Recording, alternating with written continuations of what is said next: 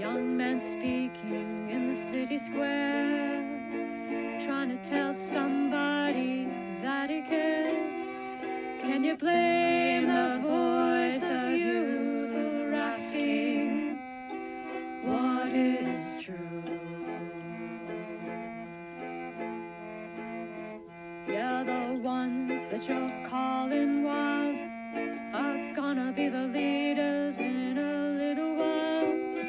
When will the lonely voice of youth cry, what is true?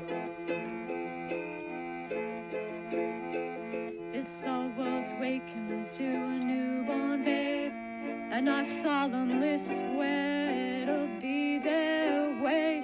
You better help that voice of youth find what is true. And the lonely voice of youth cries, what is true?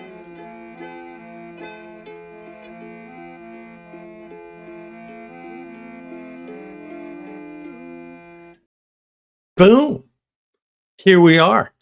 It's time for adulting. Man, I can see my camera is still not adjusted. There, that's much better. It's time for adulting. So, like an adult, I have shown up on time, barely ready, but ready nonetheless. Ready nonetheless for another Friday live stream, pirate style, with the Sam Powell. We've got our Sam Powell. We've got our Muppet mug. Have you considered? We've got some tea here in pirate mug number 1, the scary one. And this is our Good Earth sweet and spicy tea. And then, of course, in the captain's mug, or if I can grab it, in the captain's mug here, we have some lovely specialty tea all the way from England, actually. That Sanjuro got us a while ago. So we're stepping through that one. Very good. Good stuff. Good stuff. It has been a heck of a week. Things continue to get more and more crazy by the moment. And so I think part of the problem, I've talked about maturity before, this will stray into the maturity territory, obviously. Part of the problem is you have a bunch of immature people, and then the more mature people looking at them don't understand anything about what's going on. So they make wild negative assumptions because they see negative things. And some of the things that they see as negative are not. It's just that they're negative to them and they're idiots. And some of the things they see as negative are definitely negative, but they might be necessary. And there might be some negative things with no upside. I don't know. I'm not going to say that for sure because that's not clear at all. And I think if somebody thinks it's clear, they're a moron. I think things are not clear. And if you think things are clear, I think you've got a problem because things are not. We're living in chaos.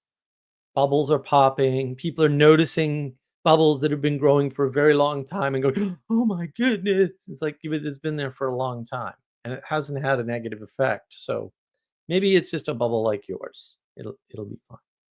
So we're seeing a lot of weird things going on. And like I said, a lot of it's just due to immaturity. It's due to people not understanding immaturity and reading it as bad. The bottom line is, the 3-year-old that hits the cat is not a bad person, right? It's not a bad 3-year-old. They have done something wrong, but it didn't know any better. That can be fixed as long as you don't panic and you treat it appropriately. So that's why we need some adulting skills. Now, I know adulting was a big thing a while back and sort of less so now.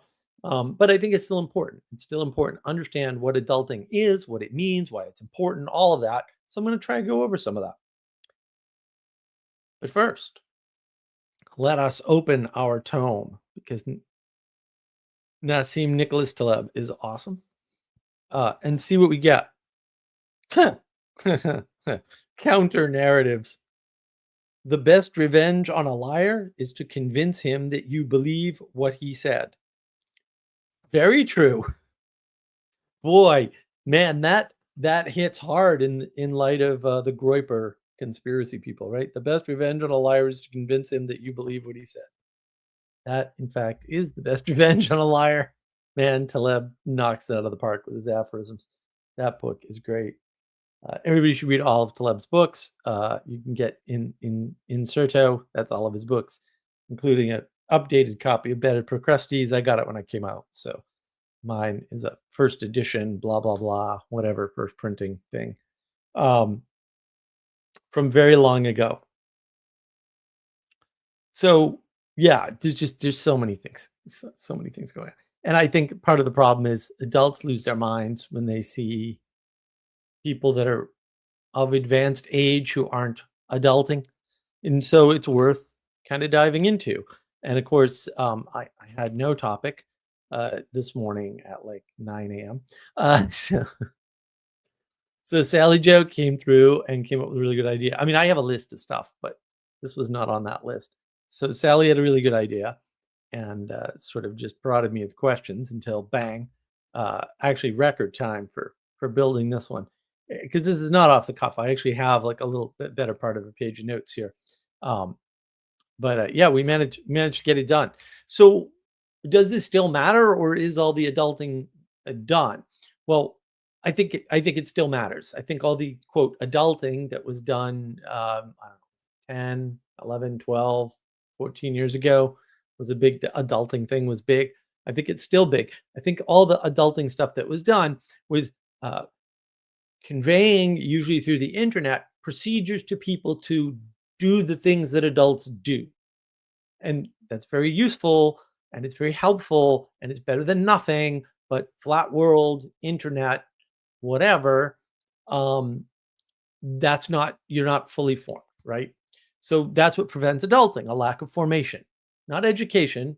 This education thing is a psyop. You hear people use the word education, be very, very careful. Figure out what the hell they're talking about. Because it's probably irrelevant, right? We have tons of highly educated, immature children with advanced age. So whatever the education thing is, it didn't work. Right? We can just say that didn't work. We've got 2 generations of not working, this education BS. Okay, and we have the most educated society in history. There's no question about that. And yet we have a bunch of children running around doing childish things and being amused by childish things. Now, I'm not knocking on anybody. Childish humor has its place, right? We all need to go back to childish humor once in a while, although I wish it weren't the grosser jokes. But it's kind of important, right? So I'm not casting that as a bad thing. If you do, that's your problem. Don't make it mine. I got plenty of problems. I don't need that one too. You keep your problems to yourself, right? So this whole education thing doesn't work. We need to just get that out of the way. This age of gnosis, propositions as knowledge is the highest value nonsense failed us utterly, completely. It has caused, or at least heavily contributed to all the problems that we see, whether it's the Groypers or it's the psyops or it's the conspiracy theories or it's the fact the FBI thinks it's perfectly okay to incite riots in the Capitol and not own up to it immediately. Whatever it is, I don't care. Okay? This didn't work. You've educated people into what can fairly be called LARPing, where the FBI thinks they're an infiltration organization that's supposed to cause problems that it can then fix. That only comes from bizarre ways of educating people and failing to form them. Because if you form people, they realize immediately that's self-referential parasitic garbage. Because if you actually function in the world, immediately you would know that. You would mature and realize, oh, as an adult, we know this isn't the way the FBI is supposed to work. Or whatever. There's hundreds of examples. I'm picking on that one because I'm a little pissed off. And the Groypers have a point. And until we realize Groypers are telling the truth and having a point, you're just actually going to make that much, much worse. So if you could please stop, that would be fantastic. So why are we stuck in this age of gnosis? Why are we worshiping knowledge through education as merely propositions, because it's really all we've been doing to people is giving a bunch of propositions and saying this is how the world works. And of course, that was just wrong. Like everything we told them how the world works is wrong. Why are we here? Like what happened? What happened is lack of responsibility. You should be forming your children. Your children should have been formed by their parents. We got away from that. We caused a bunch of immature children. And that's part of the problem. It's a bunch of immature children of advanced age who have been educated or told propositionally, this is how the world works. Look at these outlier examples. Clearly, this is the norm. Who haven't interacted with the world and actually learned to observe the world, which is a whole separate set of skills. It's nothing to do with anything they teach in school anymore. And we're here. What has school been doing, or the education system in general, been doing, we'll say at the lower education levels, because we actually have two education systems in the United States. No one ever talks about that. I don't know why.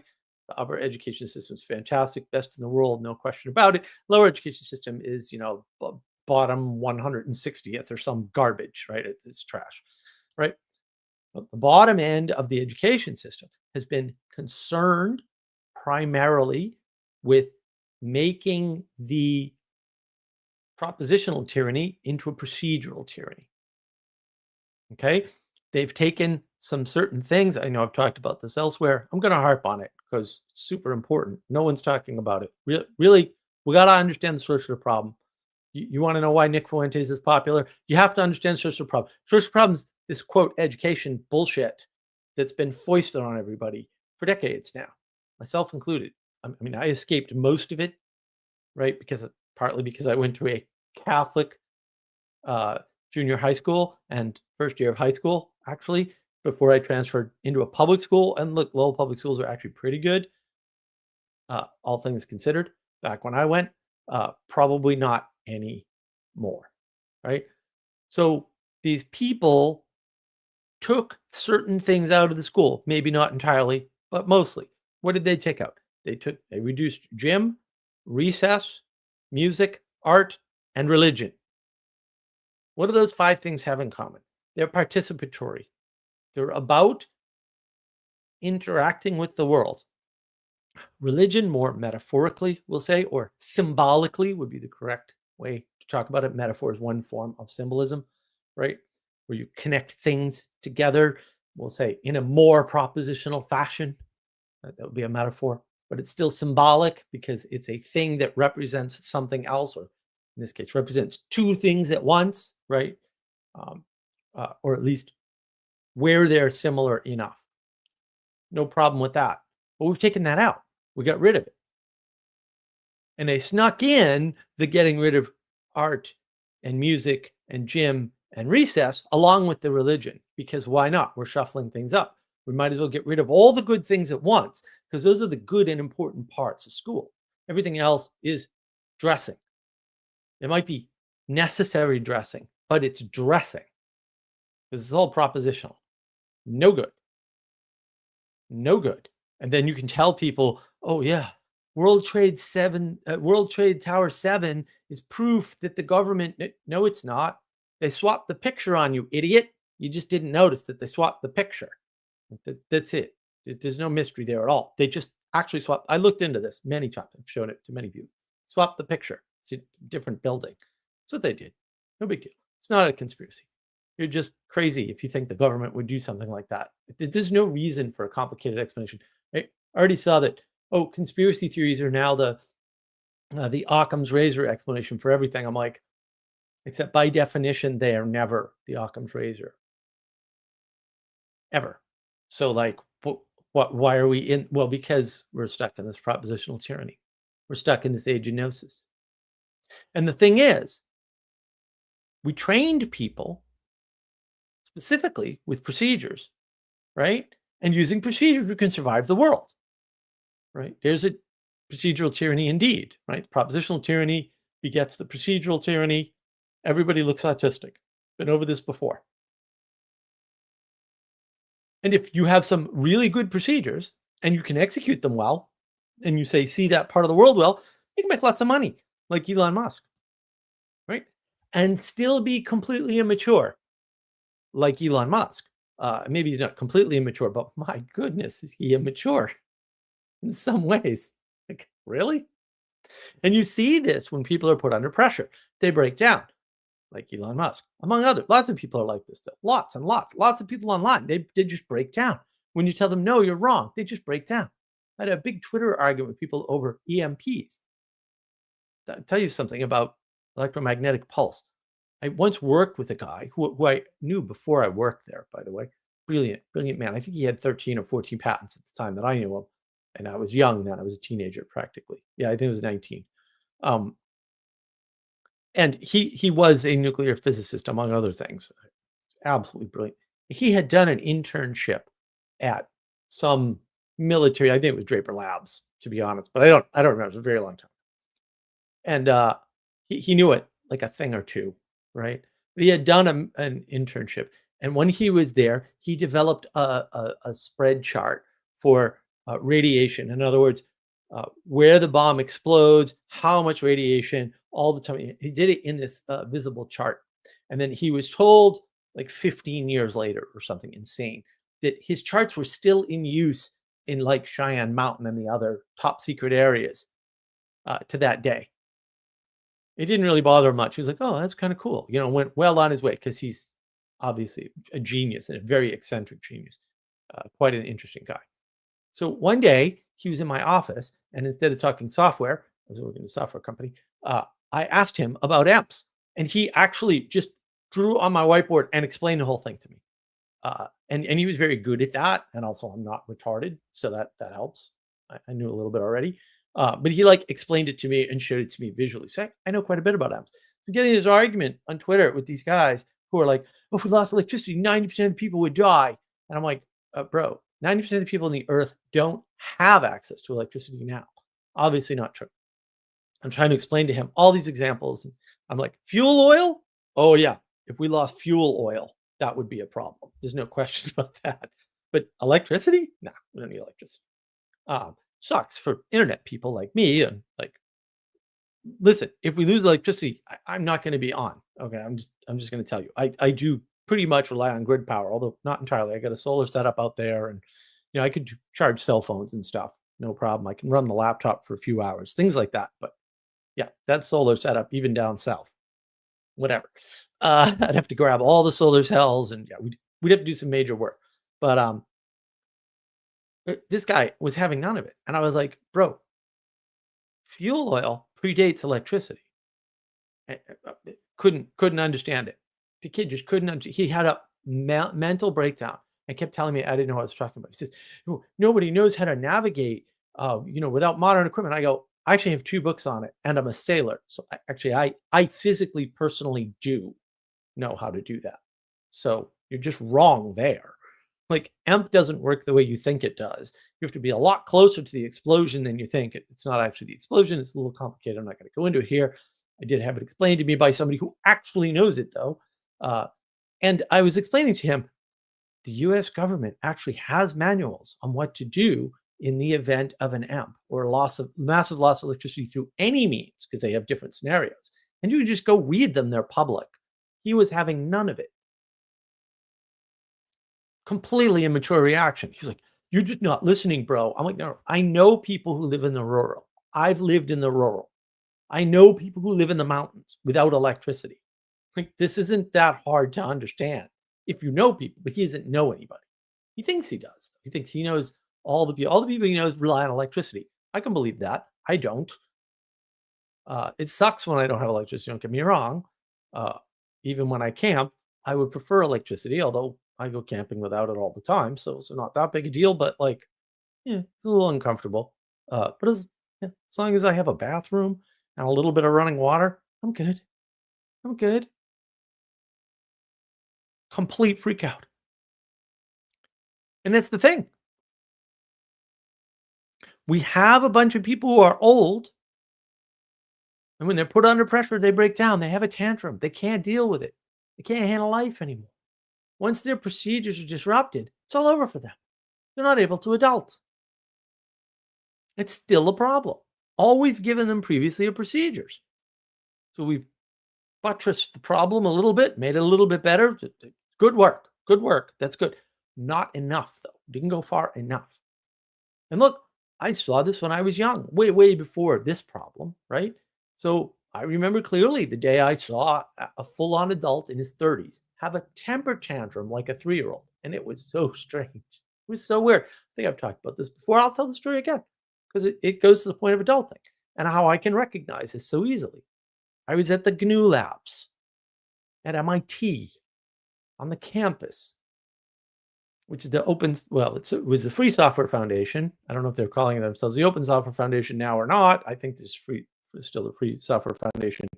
The guy who coined that term has popped his ugly head back up to talk about politics, but he's an idiot. He was an idiot then. He's an idiot now. He'll probably continue to be an idiot indefinitely unless some revelation hits him, but I see no evidence of that. Anyway, the guy who started the Free Software Foundation is Richard Stallman. Now, because I hung out at the labs, I typed for Stallman once. I actually have been paid by the Free Software Foundation way back. It was in the 80s, right? Probably the late 80s. I know the guy. Like, I've had dinner with him a few times. I don't know if he'd recognize me. It was a long time ago, whatever. I only see him every once in a while, every 5-10 years, maybe at most. And, that's always a experience. I like Richard, don't get me wrong, but also a little weird, right? We were going to dinner and somebody mentioned a different place than Richard's favorite place in Framingham. And he completely broke down and threw a temper tantrum. And I'm like, here's a man in his 30s who runs this lab. Everybody looks up to him. They would do actually anything for this guy for whatever reason. Fair enough. Like, he was a legend, right? He's a MacArthur Grant winner and everything. And he's just having a breakdown because somebody mentioned a different place to eat. Of course, we ended up going to his place anyway because everybody felt bad. It's a weird crew. The hippies in Somerville were weird. And the ones in Cambridge were pretty much the same because there was no differentiation back then. It was Cambridge right into Somerville, weird hippies. Right out of California, unfortunately. Cambridge and California are actually the same place, connected by a portal, I'm convinced. You get the same vibes in both places. It was strange to watch a 30-year-old have a meltdown and stamp his feet and I don't wanna, like a 3-year-old. It was really uncomfortable. So I've seen this before. I'm familiar with this. So the question is, how do we avoid this problem? How do we avoid becoming this or turning into this? Because yes, just as with maturity, which I mentioned in a previous live stream, right, you can lose your adulting skill and basically revert back to acting like an oversized child. That's happening. Now, look, we had the fake news virus scam, also did a live stream on that, right? That caused us to lose a lot of skills. Some of those skills are the skills of adulting. Some of those skills are the skills that I am going to talk about here. Okay, so a bunch of people slid from maturity into immaturity, from ability to adult to inability to adult. That happened. We need to recognize it. We need to just acknowledge these facts. They're observable facts. So the question is, what are the components that make someone a mature adult? That, of course, was the challenge that Sally had for me this morning at 10 a.m. my time or something, maybe later, I forget. And somehow, through some mystical force, I was able to deliver. I hope you like the list. Number 1, consistency. Show up and do the thing. You got to show up. You got to be there when you're needed on a regular basis. You have to. If you can't do that, you're not an adult. It's that simple. No, it doesn't mean you're useless, but you're worth less. You're not worth as much as you would be if you were consistent. If you were consistently showing up and doing the thing, that's one of the 5 We're going to do 5 qualities of being an adult. If you aren't consistent, you have less value because discipline matters. Discipline matters a lot. Undisciplined people are unreliable. It's not the only way one can be unreliable, but it will make you unreliable all by itself. It's an asymmetrical relationship there. Showing that you are putting in the time, energy, and attention, video coming soon, matters. And this is one way. And the caveat here, because there's always a caveat, it's always a trade-off, is that leeches with nothing better to do will just show up consistently because they have nothing better to do. But they won't put in the time, energy, and attention. They'll just show up. So you have to be aware of that. Right? You can't say, oh, this person's consistent and therefore they're good and useful and worth more than others. That's not necessarily true. But without consistency, you can't adult. It's just straight out of Compton, not going to happen. Number 2, doing the thing. Whatever it is that must be done right now, you got to do the thing.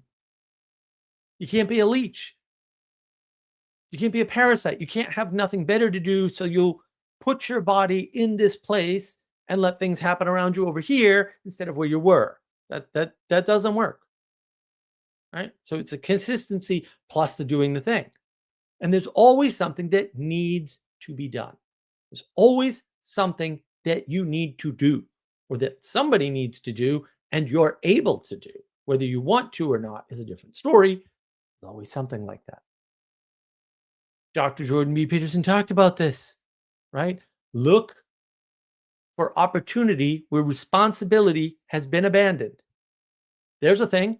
Do it consistently.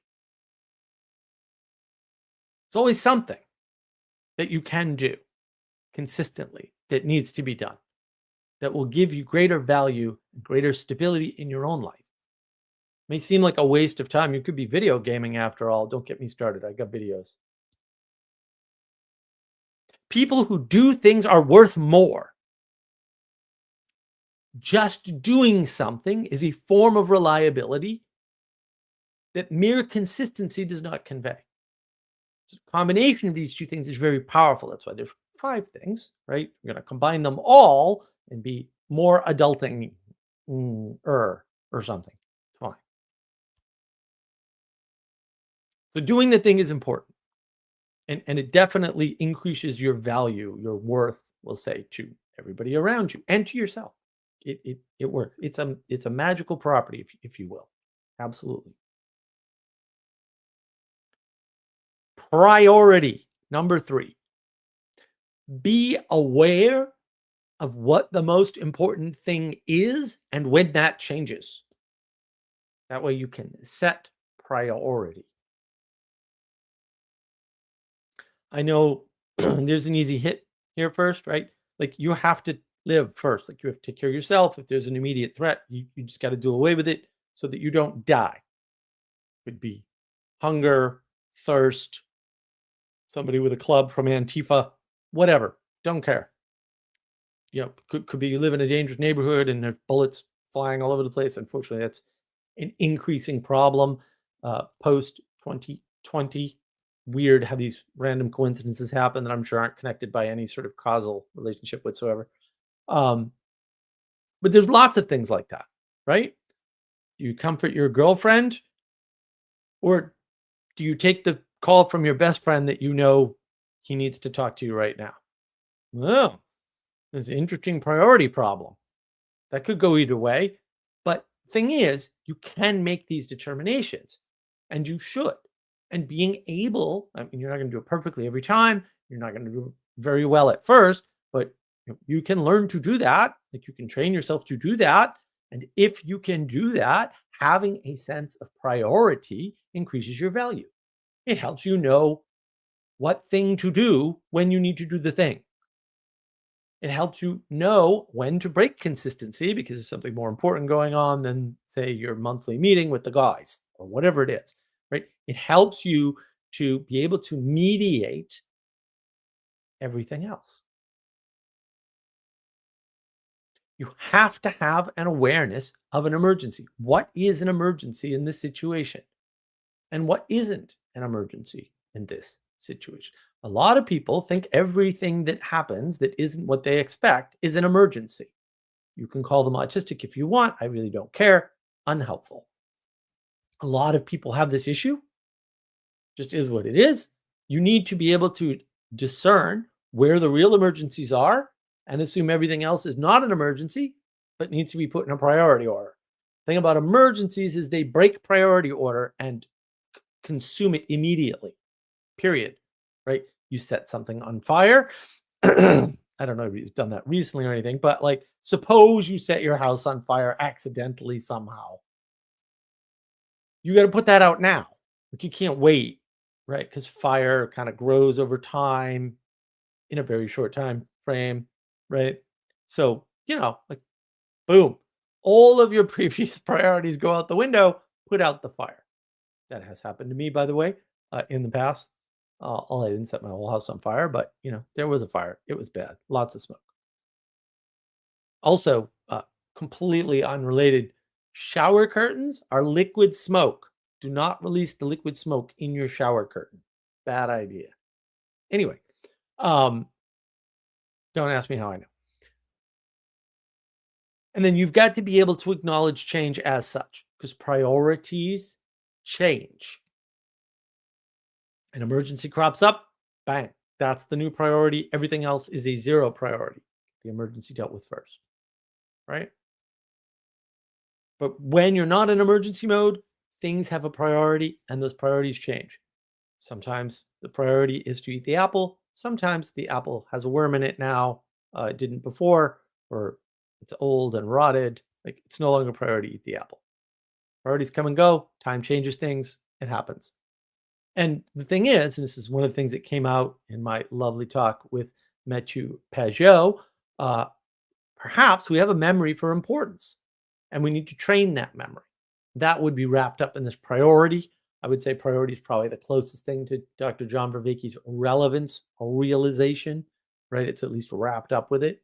So it's important, and you can train it. You can hone it and tune it over time, and I think you should. Number 4, hierarchy. Be aware of your role and how to carry it out in every situation you're likely to encounter. Now, that doesn't include every situation which exists everywhere in the world all at once, or even every situation that exists where you are in this time and place within a time window. No. That's not what it entails. Okay. All you need to know is, in the hierarchy, my 4 or 5 or 6 functions, or maybe 3 or 2 or 1 function is this. That's your function. Then you need to have the priorities tell you when one or more of those functions needs to come first, second, or third, or fourth, or whatever, right? And when you're out of that pattern entirely, when something outside or disruptive to the hierarchy has happened and the priorities have changed, your priority is no longer to maintain your section of the hierarchy because you can't, right? Because it's been interrupted. And the thing is, there's a nice thing about hierarchies. They tell you where you can be useful. Knowing your place in the hierarchy tells you where you can be useful. And maybe that's not the most useful for you personally. Of course, you probably don't know what the most useful for you personally is at the scale of a hierarchy, because you're a little dumb and you're very blind and your perspective is extremely limited because it's limited to you, right? And you may feel like, oh, my best quality is X, or I'm really the best person at Y.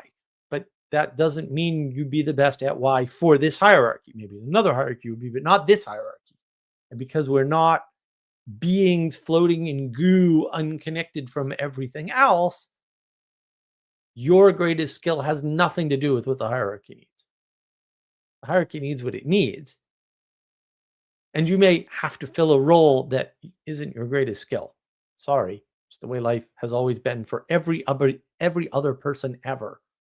You can deal with it too, I promise. Since everybody else that came before you did, think you can handle it. If you put the effort in, you can put the effort in. right? And the other thing is, a lot of times in the hierarchy, and this is maybe unglamorous, which is why we don't like it, but that skill is important. And even if it doesn't take, we'll say, much skill, it's not a difficult thing, or maybe it's not difficult for you, or maybe it's difficult for anybody. The fact that you're there doing it means it has value, and you doing it makes it valuable at the same time. This is the power of hierarchy. Power of hierarchy is the scaling of your best qualities up into the world. Every time the scaling problem, there's a scaling problem. You've just rejected the hierarchy, and the hierarchy is the thing that scales. Sorry, I hate to break it to everybody. I know some people are freaking out, whatever. And the thing is, being in the hierarchy allows you to focus because, again, you don't have to account for all of the possible things that could ever happen in this situation. You only have to account for the things that you have to deal with as part of the hierarchy and then say, oh, everything else is a broken hierarchy. And hopefully there's a procedure for either fixing them or going to somebody to alert them so that they can give you next steps so you don't have to work it out in your head because they already did. Or maybe somebody before them did and they're just handing it down. Better yet, received knowledge is awesome. You can just go, oh, this person tells me this is my next procedure. I don't know why. I don't need to know why. This will take care of the problem. And usually that works. Doesn't work all the time because nothing works all the time because people. You don't like people? I don't want to tell you. You're stuck on the planet with them. Not much I can do. Can't help you out there. Anxious? Hierarchy is for you. Buy some today, only $19.95. And if you order now, you get order for free. This hierarchy is order. It's vertical order. It's not mere procedural order because procedural is not hierarchical. It's horizontal. It's flat. Procedures are great. Need procedures. Procedures are important. Hierarchy is procedures plus verticality. When you're properly in the hierarchy, you can focus. Your anxiety goes down. You need very little skill. You can just do the thing and not have to worry too much about the rest of the world. If you take advantage of that, it's almost meditative, right? That's when you have time to think about life, the universe, and everything, and the fact the answer is 42 or not, 42.3568912 or something. I don't know. Doesn't matter. People are all anxious about those big questions. That's because they won't sit there and do boring work. Sit there and do boring work. You work out those questions while you're doing the boring work. Now you don't have to talk about them with anybody. You've already got them resolved. Yeah, who knew that would be that easy? Hierarchy is important. Learn about it. Part of adulting. Number 5, take responsibility. That's it. Take responsibility. This is the key to all adulting. I saved the best for last. I did these roughly in reverse order. How that happened, I don't know. I actually just rattled them off. I was told 5 points, go. Okay, go. 5 points, you're on. Bang. Why it worked, I don't know. I had a horrible day today. I was depressed most of the day. I totally forgot to take my SAMe, which you should take in the winter if you get seasonal affective disorder, which I've only had one other year since I've been here. But this probably because I went to Ireland. And my goodness, is it dark up there in November. Real dark. And we were there at the end of October, beginning of November, right? So it was real dark. Things happen in the world with or without you. Stuff is constantly emerging and changing and happening. Emergence is everywhere. It's very boring stuff. It's everywhere. It just happens, right? Here is your chance to make a difference in the world. When you take responsibility for emergence or chaos as such, or a little bit of both, maybe, that is when you are able to cultivate and enhance the world, which I think is super important, right? It's super important that as many people as possible find some emergence or some chaos to be responsible for cultivating and actually make that not random and not chaotic, but try to steer it towards the good. which is rare and difficult. It ain't going to be good on its own, most likely. I mean, it could be because that happens, but like, why take that chance if you can just improve the odds by being responsible? Find something that isn't you. And this is where it helps to know where you end and other things begin. And take care of it. And that is right. Care is the key to responsibility. It's one way or one component of responsibility is care. Very important. Without responsibility, things don't happen well. Things are always happening. That's not interesting. People say, look what's emerging on the internet. I'm like, bro, I've been on the internet way longer than you have. I guarantee you that. Okay. I've seen this so many times. It's in the millions. This is not as interesting as you think. It's a small community. It's probably going to blow up. If it doesn't blow up, it's going to get corrupt. It might get corrupt and get larger and be bad, like the Groypers, for example. They're not the first, second, or third group I've seen of that size on the internet, by the way. They may now be the most visible to you because you popped your head out of your bubble like a moron, and now you're scared. Good job. Scared yourself. Well done. And it's the problem, is that no one was taking responsibility until someone stepped up and decided to play comedian. Fair enough. The comedians, just rise of comedians. Did anybody notice that pattern? It's been the rise of the comedians. Who's the biggest podcaster? Joe Rogan. He does stand-up. Oh. Who else was big? Owen Benjamin, comedian. Steven Crowder, comedian. A little weird, huh? Yeah? It's weird. It's really weird. And there's other examples. Why are you listening to comedians again? Upside Down World, Clown World, clowns are in charge. It's not all Fuentes does. He tells the truth about very important things. You may not like that truth. I get that. I ran into that on Twitter, unfortunately, with Jacob, where I had to just show him, like, no, sorry, bro. What you did was wrong. What was said was wrong. And it can't possibly be true, which is a little weird. And you defended it for no reason. You should just shut up. Sometimes feels like if you just shut up, that would be an improvement. Just shut up. Don't weigh in on things, especially when you have no evidence, because there isn't any, because you're wrong. It's always a big hint. The reason why you can't find evidence for your position is because you're wrong. Like these guys with the EMP. I'm like, show me a document, bro. Oh, you don't have one. Do you know why you don't have one? Because I've seen the documentation on EMPs and what to do in an event of a large electrical grid disruption and all that. And it doesn't contain any of what you're saying.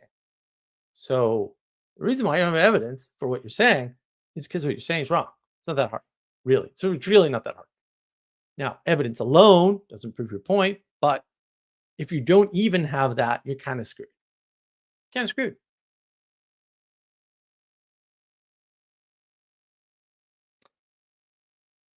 So that's important. Responsibility.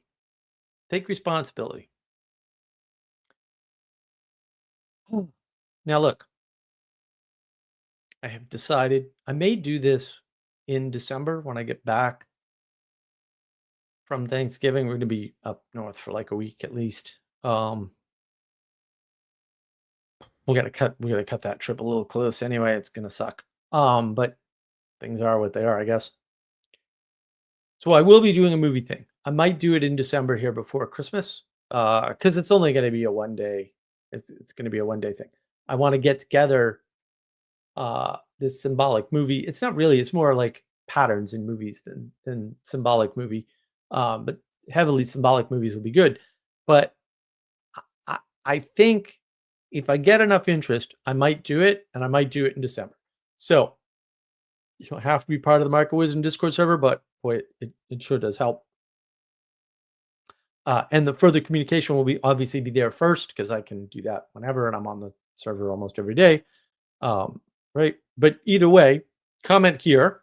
right, in the live chat or as a normal comment if you think you like a more symbolic look at Good Will Hunting. So I'm going to do Good Will Hunting, right? And I'm going to outlaw the following pattern. Okay, because again, Sally came through here on this.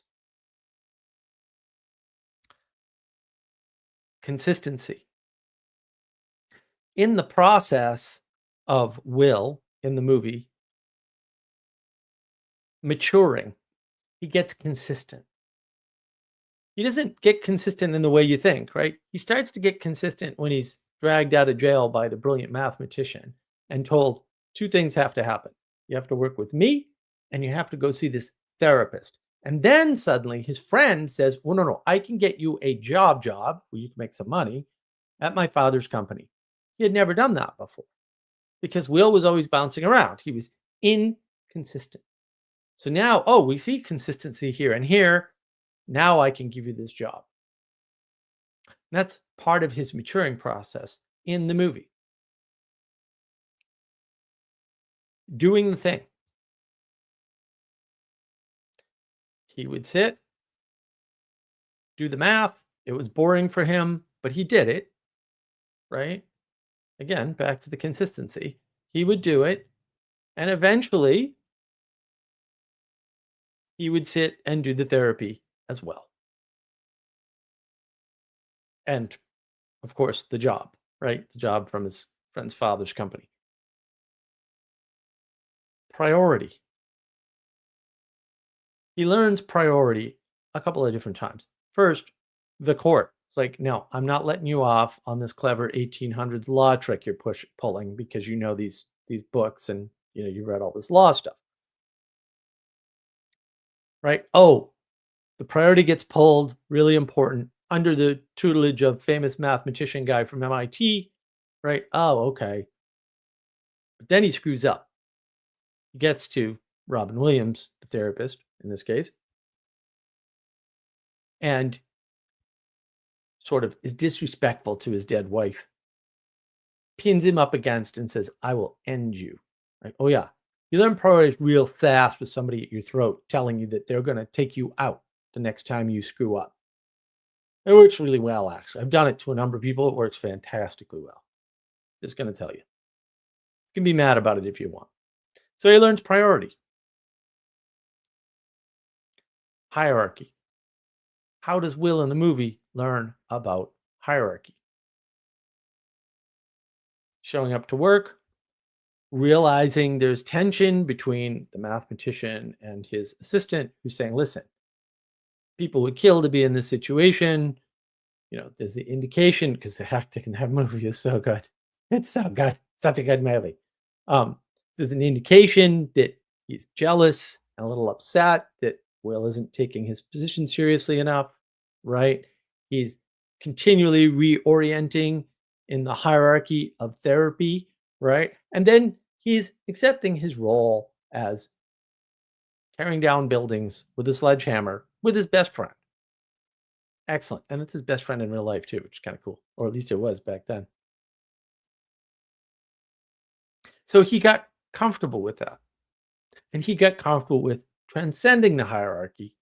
Obviously, that's mostly what the movie is about. Like, you can be rebellious, but eventually you're going to go to jail, have a miserable life. Pretty much what the movie's about. It's about other things too, but that message is clearly there. And take responsibility.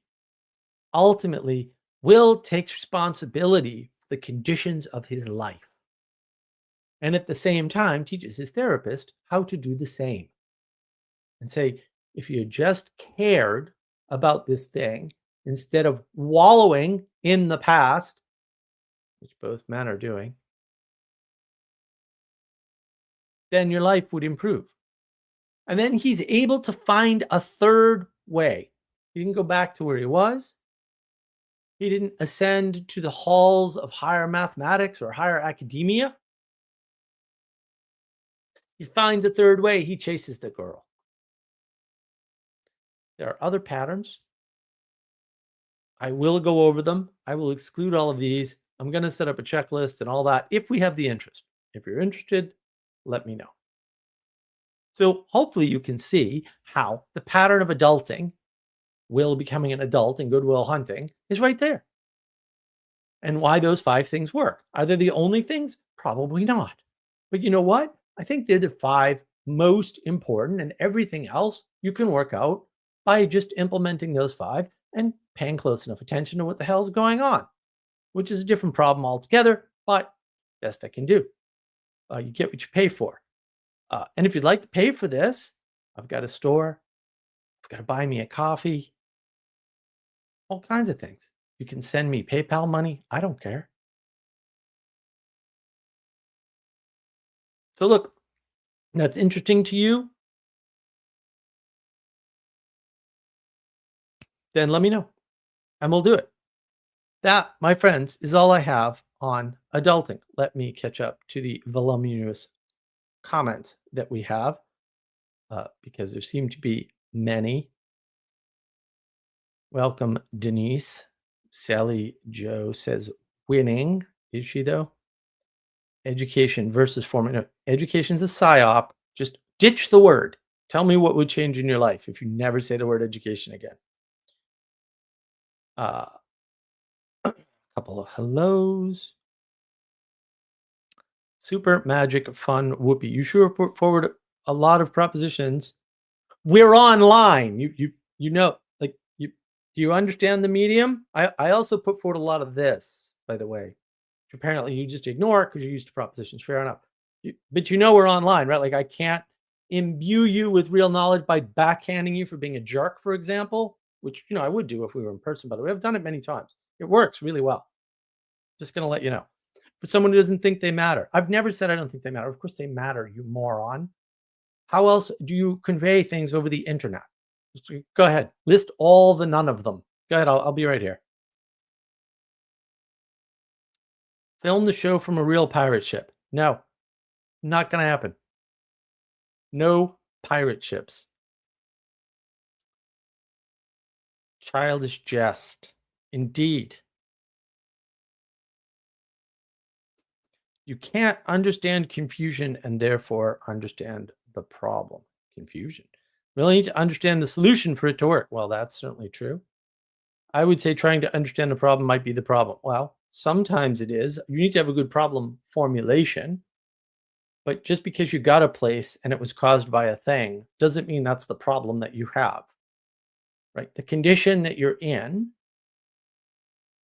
may create a problem, but that problem may not have been created by the condition that you're in. The condition that you're in may necessitate that problem, but that getting out of that condition doesn't necessarily fix it.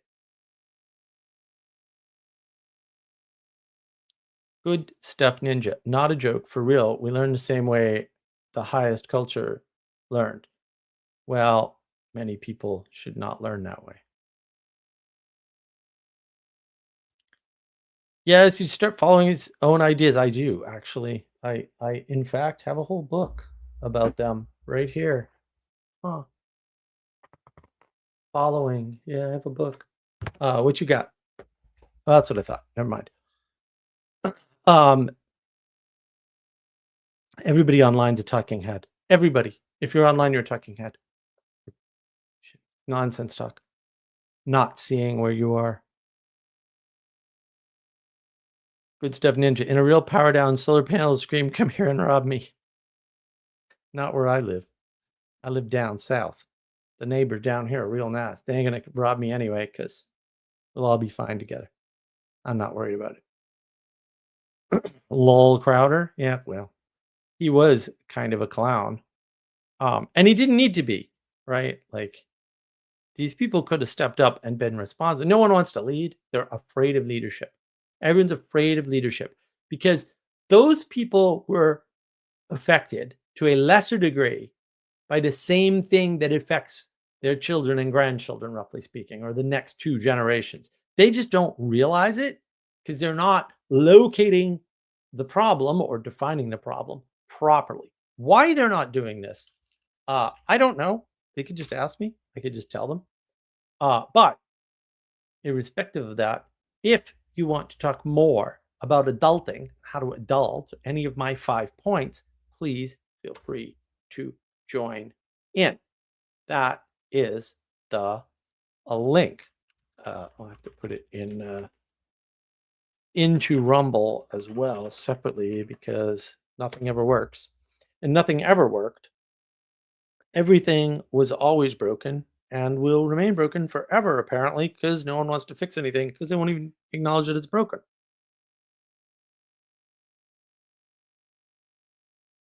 That sweet and spice good earth tea is great. I really love good earth tea, actually. A friend of mine introduced me to it like 25 years ago or something. They used to sell it loose leaf. He's all pissed off that they don't do that anymore. I know why, but he's still angry. He used to buy like huge bags of good earth tea. And so he'd always have it. He'd always have a pot of it ready. And I used to work for him. And I'd go over his house and we'd sit and drink some nice, good earth tea. Young God, I think you would like watching Rick and Morty. No.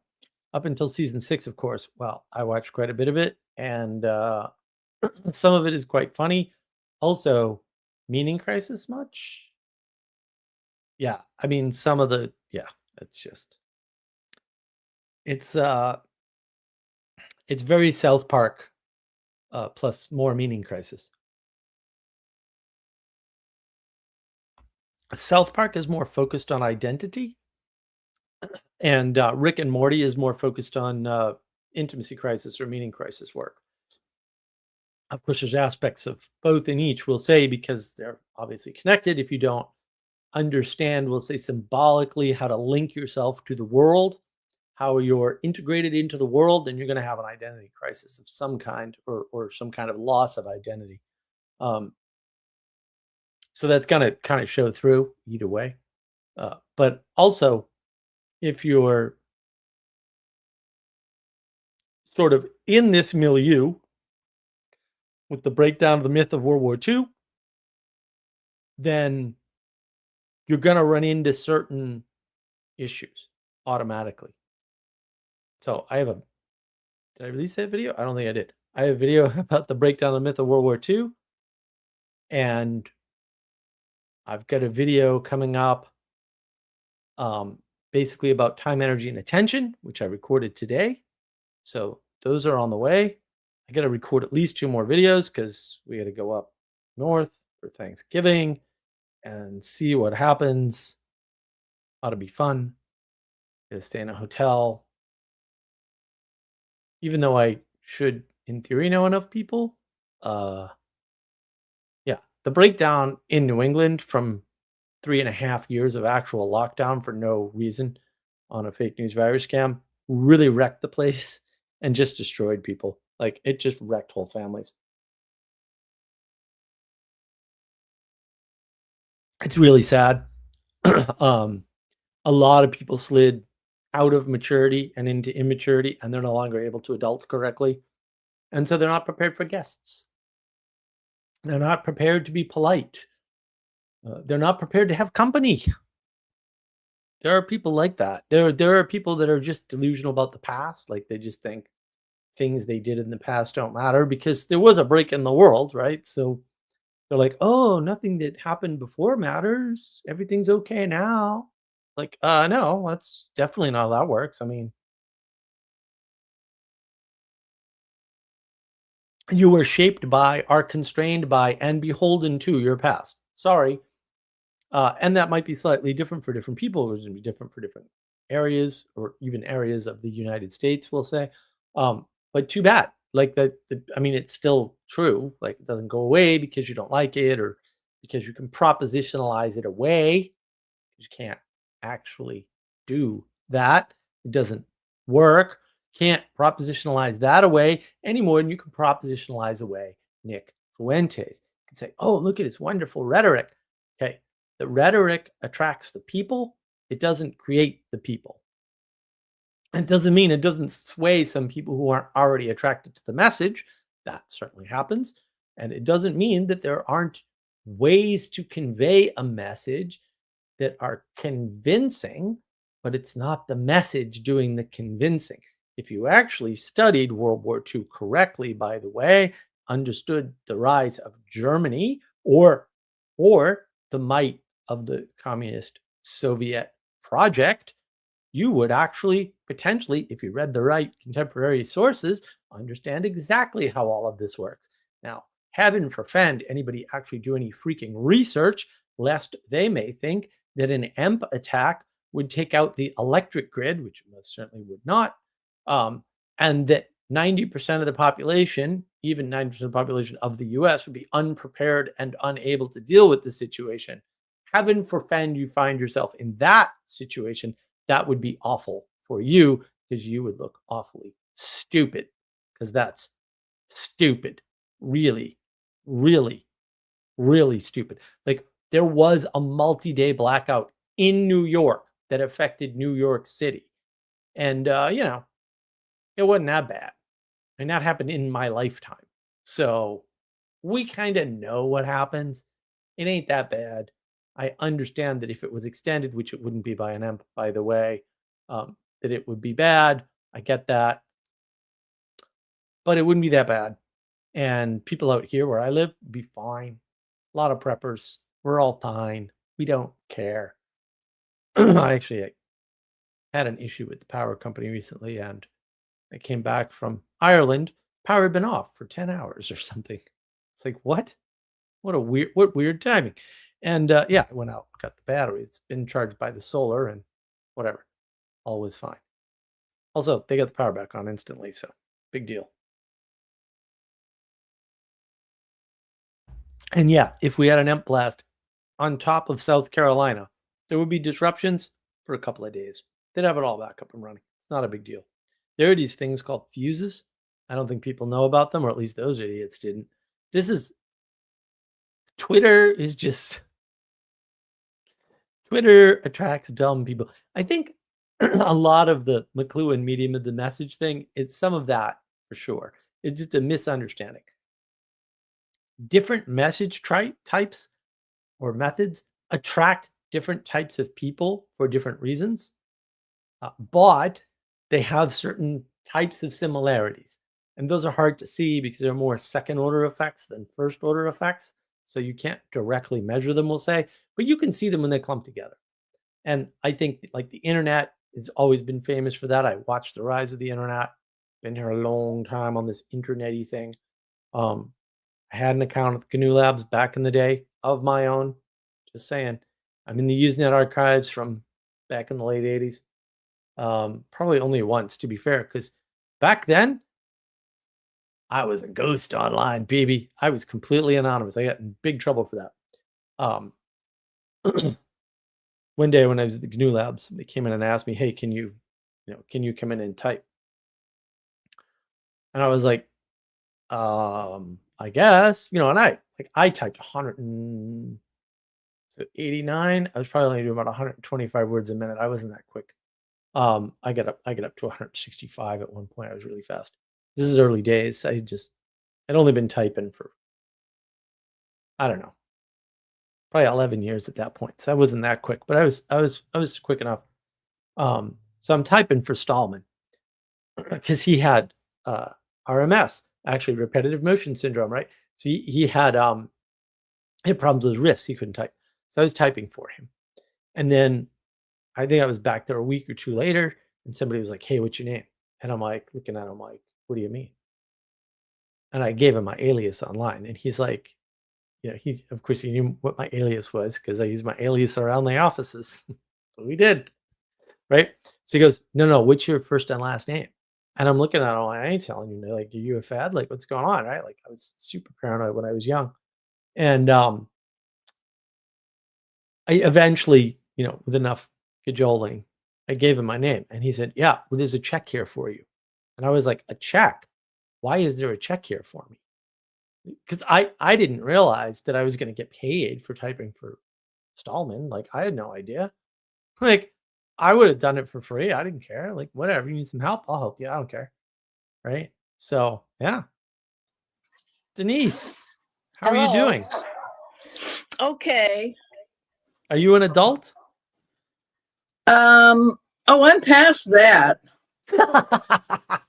You've been giving adulting classes on your channel. I like your new videos about all your interesting cookware. That's great.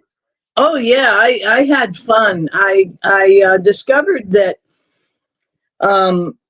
when you first learn to day trade, it's a little bit like playing scratch tickets.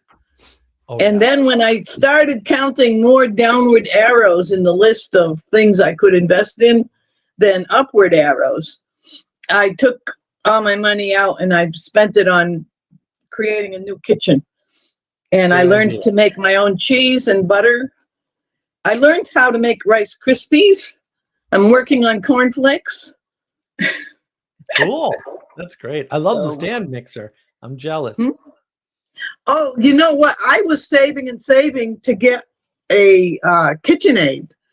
Yeah. And Those are then stuff. I said, well, I've just got to get something. So I got a Hamilton Beach, which is like, I think I paid $120 or something. But the only difference between the two is that the KitchenAid has that nozzle to which you can put all of those attachments, which of Yeah, course yeah. they get you to buy. And they're expensive. And now I'm picking up the manual equipment that does the same thing. Like my next purchase is going to be a spiraling apple peeler. And Cool. with the spiraling apple peeler, you can actually make sugar from the apple peels. Hmm. So I can escape white cane sugar and start using just it's basically dehydrated and powdered apple peel and use that as a sweetener.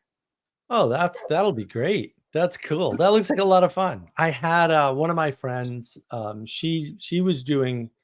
She grew up in South Boston, although she went to school out in that Western Mass area. Very, very hoity-toity school. She actually received Simon's pronunciation. Rock of Bard College?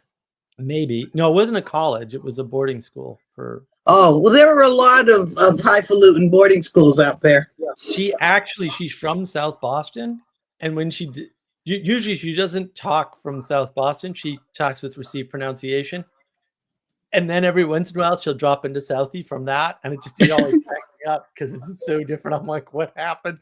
And she tells South Boston stories in the hoity-toity accent, and it's like, oh, this is so freaky to hear. Because I mean, she's like her mother had a store in South Boston, and Whitey Bulger came in, and her mother was like, I know who you are. Get out of my store. Just threw Whitey Bulger out. You're just like, wait, what? And they go, of course, because it's Southie. Things like that definitely happen. I met him once. Yeah, did you? Yeah, he's a scary guy. I didn't realize exactly what was going on until I got home and turned on the TV, and he was on either Unsolved Mysteries or America's Most Wanted. And I went, oh my God, it was him. And then I just freaked out. And I called a dear friend of mine who was a state trooper detective, and we had been friends. In fact, he had helped me move to where I am because, you know, at one point I got very angry at him for apparently not doing anything about the things he was supposed to be dealing with. And he said, I'm your friend. I said, I don't need a friend. I need a cop. He says, well, I can't be a cop for you. I can only be a friend for you. And basically I owe him my life. But I called him freaking out because I realized who I had just seen. And actually it was a little while after I had seen the guy, and it was like, boom, da-doom, da-doom. And then maybe a week or two later, he was on the show, in the TV show, and I went, oh my God. And so I called my friend, and he said, did you report it?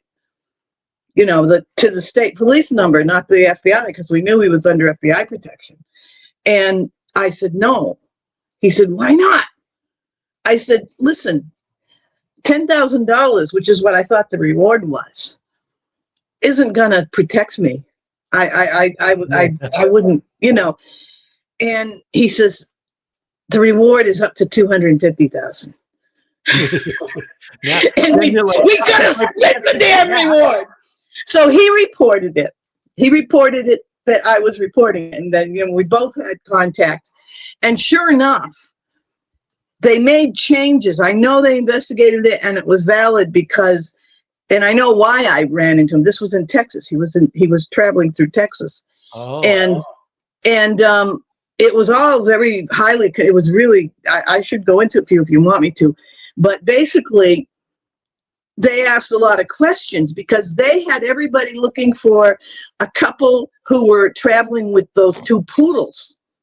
What had happened was this: I was working as a chef not a chef, but a morning cook in the bed and breakfast.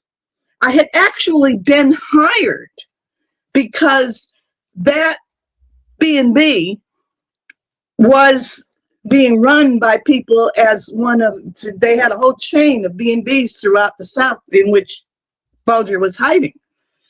And this was part of that chain of B&Bs. And I was hired because of my accent, and the lady who owned it looked into a little bit, and her husband came over and asked a few questions, and then all of a sudden it was like, you're hired. I'm like, oh, okay. They thought I was part of it. Oh, yeah. Because they saw who my family was and said, oh, hire her, she's good. And I was just tootling right along. Well, then one morning the place was empty except for it was like the middle of the week, and this was like a 16-room tiny little B&B, and in the middle of the week we often only had one or two guests. And so this couple were there, and it was early in the morning, and the lady comes down for breakfast, and she starts, she's wiping her eyes, and she's obviously kind of upset. And so I'm just trying to be sociable and pouring her coffee and asking, how are you? How's everything? And she starts telling me, well, I just had to give up my dogs. And I'm like, oh, and I'm just thinking, 2 hours, I don't know. So I'm kind of empathizing with her, and I then go back behind. We had this big fancy buffet, and then the kitchen behind it. And I go back. I'm going back and forth and doing my thing.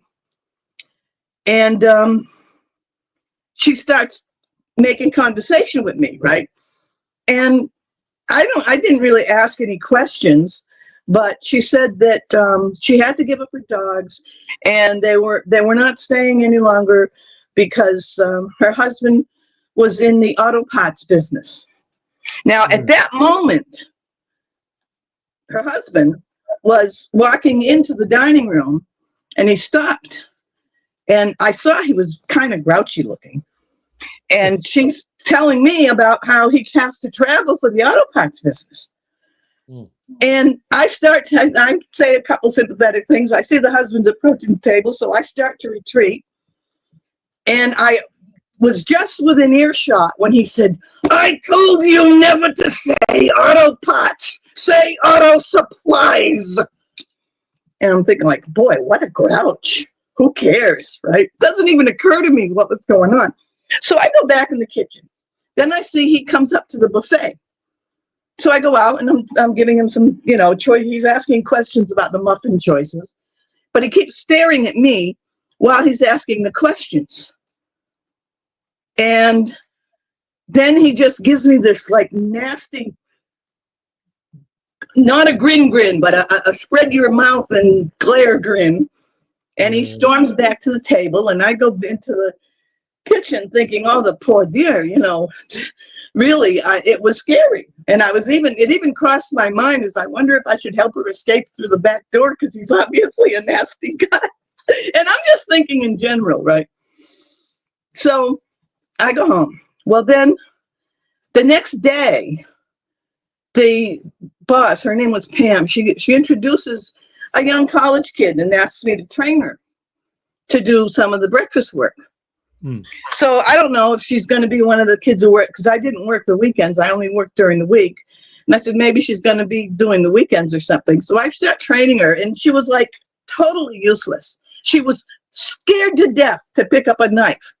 I was trying to show her how to peel potatoes.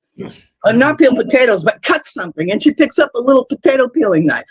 And she when I said, no, use this knife. And I tried to show her how to chop things with a chef's knife. And she's like, oh. And I'm thinking like, good Lord. And so I continue to try to train her. Then it becomes clear from different things that the boss is saying that she's there to replace me. And I'm laughing to myself. It's like, you're going to replace me with that? So I finally confronted Pam. I said, Pam, if you are not happy with my work, why don't you just ask me to leave? I have no problem leaving, you know? And she's like, well, it's not that.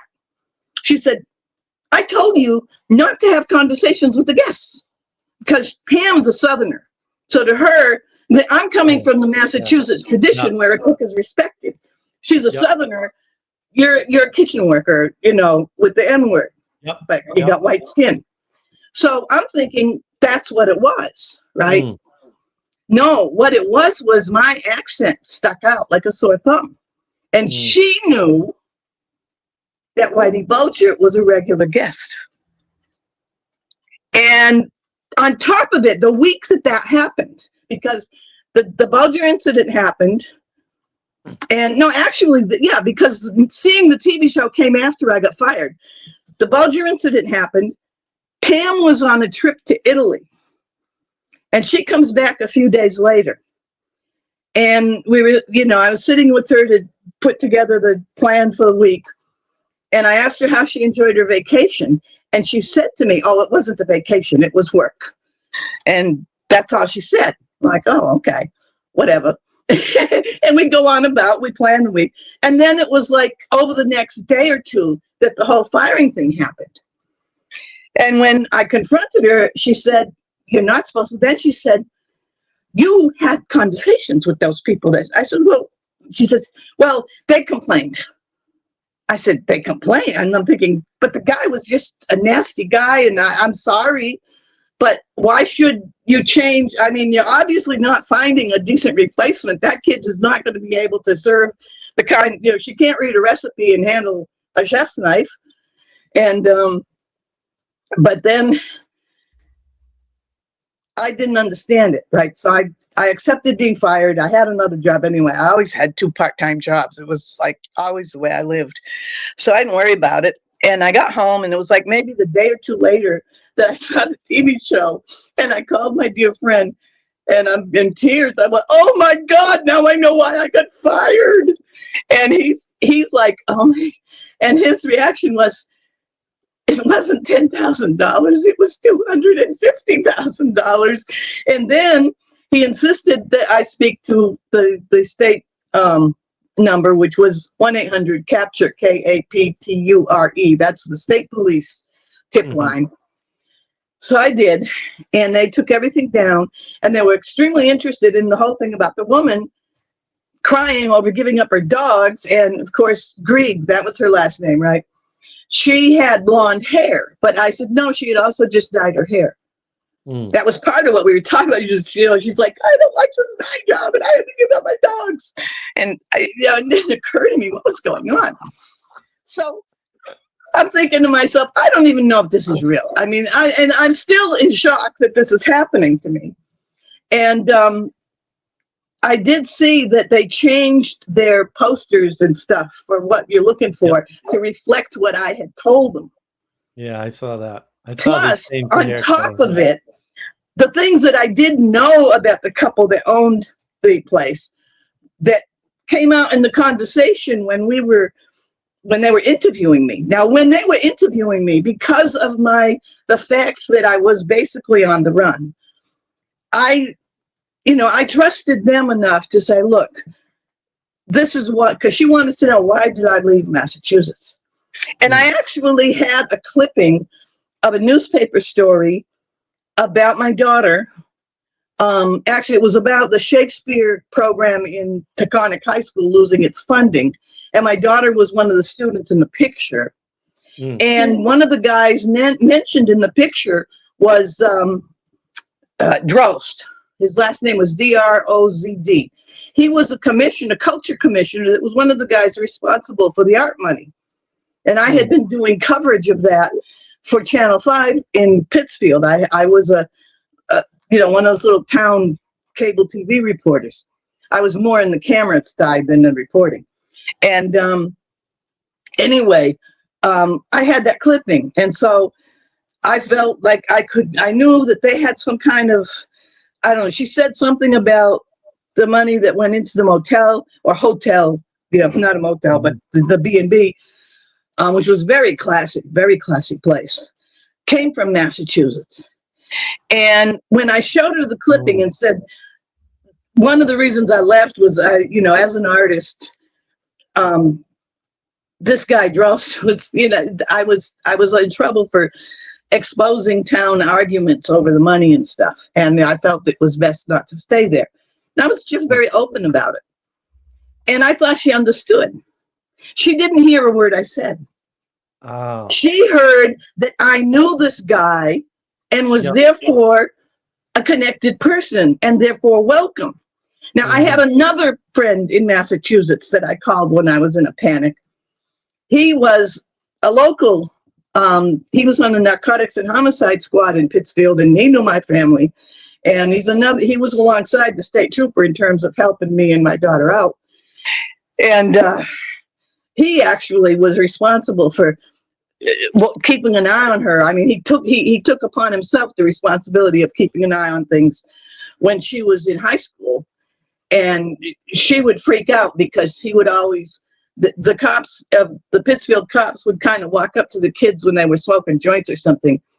And they would talk to her by name and then grin at the other people and walk away. And she freaked out. She said, "Ma, everyone thinks I'm a narc because the cops know me. Why do you let them do that?" And I'm like, "They're just trying to let the other kids know to not mess with you. That's all." I said, they don't arrest kids for smoking pot. But anyway, that was high school. So this detective was a friend of the family. And I called him and cried about what was going on. And I said, "How can it be that I leave and I keep running into the same people?" And he said to me, "Denise, why did you choose Brazoria County?" I said, "Because this is where all the artists are." He said, "Right. And who were you living among here?" Artists. And all the artists in Massachusetts knew Brazoria County was the place to go, right? I said, "Yes." He said, "You never left." You never left the group. You never left. Never left. You were moving in the circle. And that's exactly what it is. That's what we see in YouTube. When you go from one total community to another and you bump into somebody from the same troll gang doing the same stuff. But that was my story of running into Whitey Bulger. That's funny. And the argument about auto pots. No, auto supplies, not pots. That's hey man, do you realize how viral it would be if it was now and I carried a cell phone like everyone does and got that argument? Which I might have done, because by the point they were having that argument, I was concerned that she was being subjected to brutality, and it was crossing my mind as maybe I should give her the phone number for the women's shelter. I would have had that. That would have been a major no-no in the South. Yeah, I can see where that would cause a problem. Yeah, I was actually living in Somerville across from Winter Hill on the other side of the tracks when he was in charge. Do you remember the Union Square Diner? Yeah. I worked there briefly. Really? For one summer. I was a student and I had moved into Boston with a roommate. Freaked my parents out. Well, Somerville was rough in the 90s and 80s and 90s. It was a rough place. I was just being a hippie. I was loving it. Yeah, well, they were all there. But that place was shut down because I went there to pick up my paycheck one day when it was my day off, and everything was boarded up. And I had taken a taxi, and I said something, and the guy searched me. He says, "That was a front. Don't you know that was a front?" I said, "No, I thought it was a diner. I just worked there." Did you ever see the movie The Friends of Eddie Coyle? I've heard of it, but I can't say I've seen it. Gosh, you have to watch it. I only watched it relatively recently. The only reason why I know about it is because occasionally I'd watch Anthony Bourdain, and he talked about. Oh yeah, that might be where I heard about it. He talked about it, and so I picked it. It's actually a really good movie, especially when it came out. But it is basically, it came out right when Whitey took over that area, and it's the same story. Like actually the same story. It's so funny. I'm like, you've got to be kidding me. They did this twice, because because that's actually based on a true happening within the Italian mob. But the Well, Irish I mob, think it's my personal belief, and I could be wrong, but I think that one of the things that characterized the Bulger takeover was that the Irish mob shifted its alliances from the Italian to the Jewish mafia, because Bill Weld was governor, or it was during that general period that he became governor, and he's the one who formed the financial connection to Hollywood and set Steven Spielberg up in Pittsfield. Remember that DreamWorks was in Pittsfield, right? oh, that's right. DreamWorks was in Pittsfield. Yeah, yeah. Now yeah. you look up Steven Spielberg's biography, and all the everything that celebrities say about themselves, and you will notice a big giant blank spot about that period of his career, which should be one of his starring memories of the wonderful success of DreamWorks. But it's blank. It's like it never happened. Isn't that weird? Really? That's Yeah, interesting. just try to research Steven Spielberg and discover how blank the DreamWorks period is. That's interesting. No, I remember all the tax credits and all that craziness. Well, That was the whole thing with the Whitey Bulger connection, because to get back to the recognizing this guy that was in the newspaper article, Drost. Well, when I called my detective friend, the Pittsfield one, about what was going on, and he asked me a few questions, and he said, "No, that's not who." He said, "Drost is dead. Something or other couldn't have happened," because he said that guy died. He says, "I remember I was a rookie." He said, "That was my first time. He died of a drug overdose." He didn't. Oh, I know what it was. It was because the money went through Antiques, and the Ant Street Inn, it doesn't exist anymore, so I can say it. They were built up through Antiques money. That's where the money came from.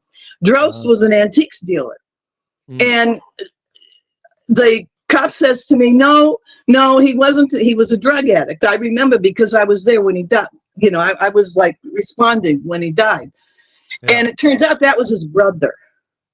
And it also turns out that during the period of time that my boss and her husband thought I was like part of the deal, and her husband was a lot more savvy than she was, except that he was also not aware of who I was. That I wasn't, I was a black sheep as far as they were concerned. He was more open about things, and he spoke about the guy. Anyway, the whole Antiques money thing came through the Drost brothers. Yeah. And so who knows why the overdose happened or what was going on there. But it was when all of the money was being pushed through the arts, and the regular artists like myself, I grew up there as kind of part of the art colony that goes back to the 1800s, the traditional artists. Old. Yeah. I mean, the Rockwell period and all that. I was part of that world. And the new artists that came in were the Podesta Abramovich crowd that brought their occult and the Death Squad crap, and the Take Back the Night cult used the women's. All the stuff was there. We all knew it was very, very corrupt, but we never saw the pattern. We saw, well, you can't, one of the Peter Drost's brother was into drugs, so it was all personal. There was no larger pattern in our awareness. Right. No, when you're in it, you don't see what's going on. Yeah, it's not until later.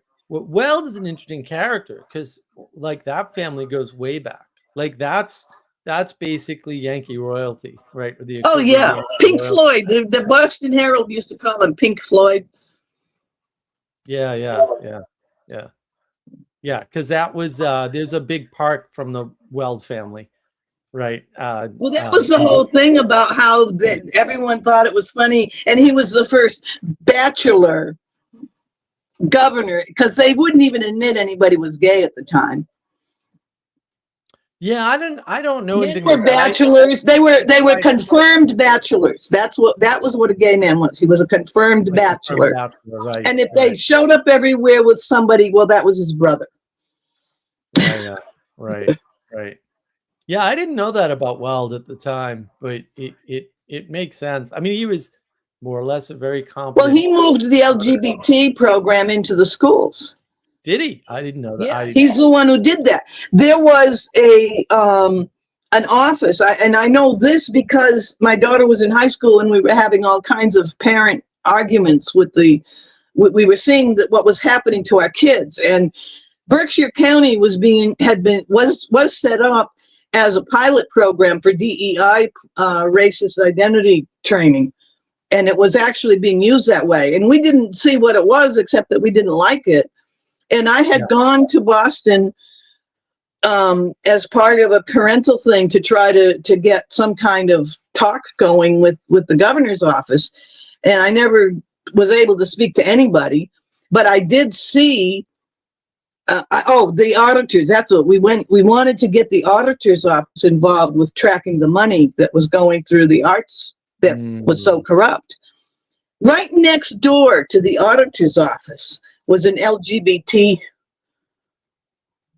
and it was in the spot. You go into the big marble lobby of the State House, and if you go off to the left, you're going to see the governor's office, and if you go off to the right, there are other offices. And I went off to the right and down the curvy stair to all these, beautiful polished mahogany doors, and right next to the auditor's door was this LGBT, and I'm like, what?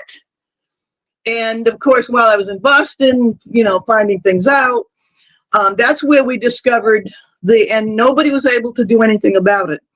The 10% rule is what's driving the suicides.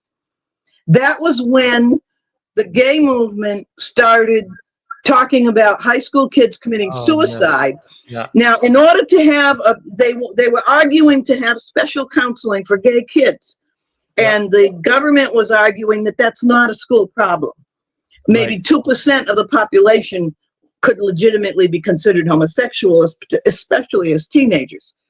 So they had to raise it to 10% because the rule was if 10% of a student population had a problem, the school had to do something for those students. Right. And the way they wanted to raise it was to have 10% posing suicide threats. Yep. So they instituted suicide driving manipulation. And we even had conversations with people. There were some women in the women's movement who were trying to get the word out, but nobody was listening. We really weren't listening ourselves because we didn't understand what we were talking about. Yeah, no, I understand. So let me ask you a question, Denise, because this is actually puzzling. This affected me greatly, as it turned out later. In Massachusetts, and I believe they were the first state to do this, they passed some weird law that basically said you couldn't teach any religion in schools. You had to offer an ethics program. And what that years was that? That was in the 80s. That was in the 80s. I think I may have been seeing the effects of it, but because most of my people that I hung around with and everything had one foot in the parochial system, so we didn't pay attention to anything like that. No, it affected the parochial schools. That was the problem. Oh, yeah. Well, I remember that argument. I didn't remember why it happened. Right. Well, this is interesting because if Weld was batting for the wrong team, that explains why Billy Bulger didn't like it. This is all making more sense. But Billy Bulger was in on everything anyway. Well, yeah, except I mean, they made him president of the University of Massachusetts for his little golden handshake when he retired. He ran the damn state. I could never figure out why he didn't like Weld. Well, it was probably at the personal level he didn't like him, but at every other level he had to accept him because of course he had to accept him. Yeah, but he didn't even publicly. He didn't like it at all. That makes more sense. I mean, Billy ran the state for ages, and I hated it at the time because everybody knew.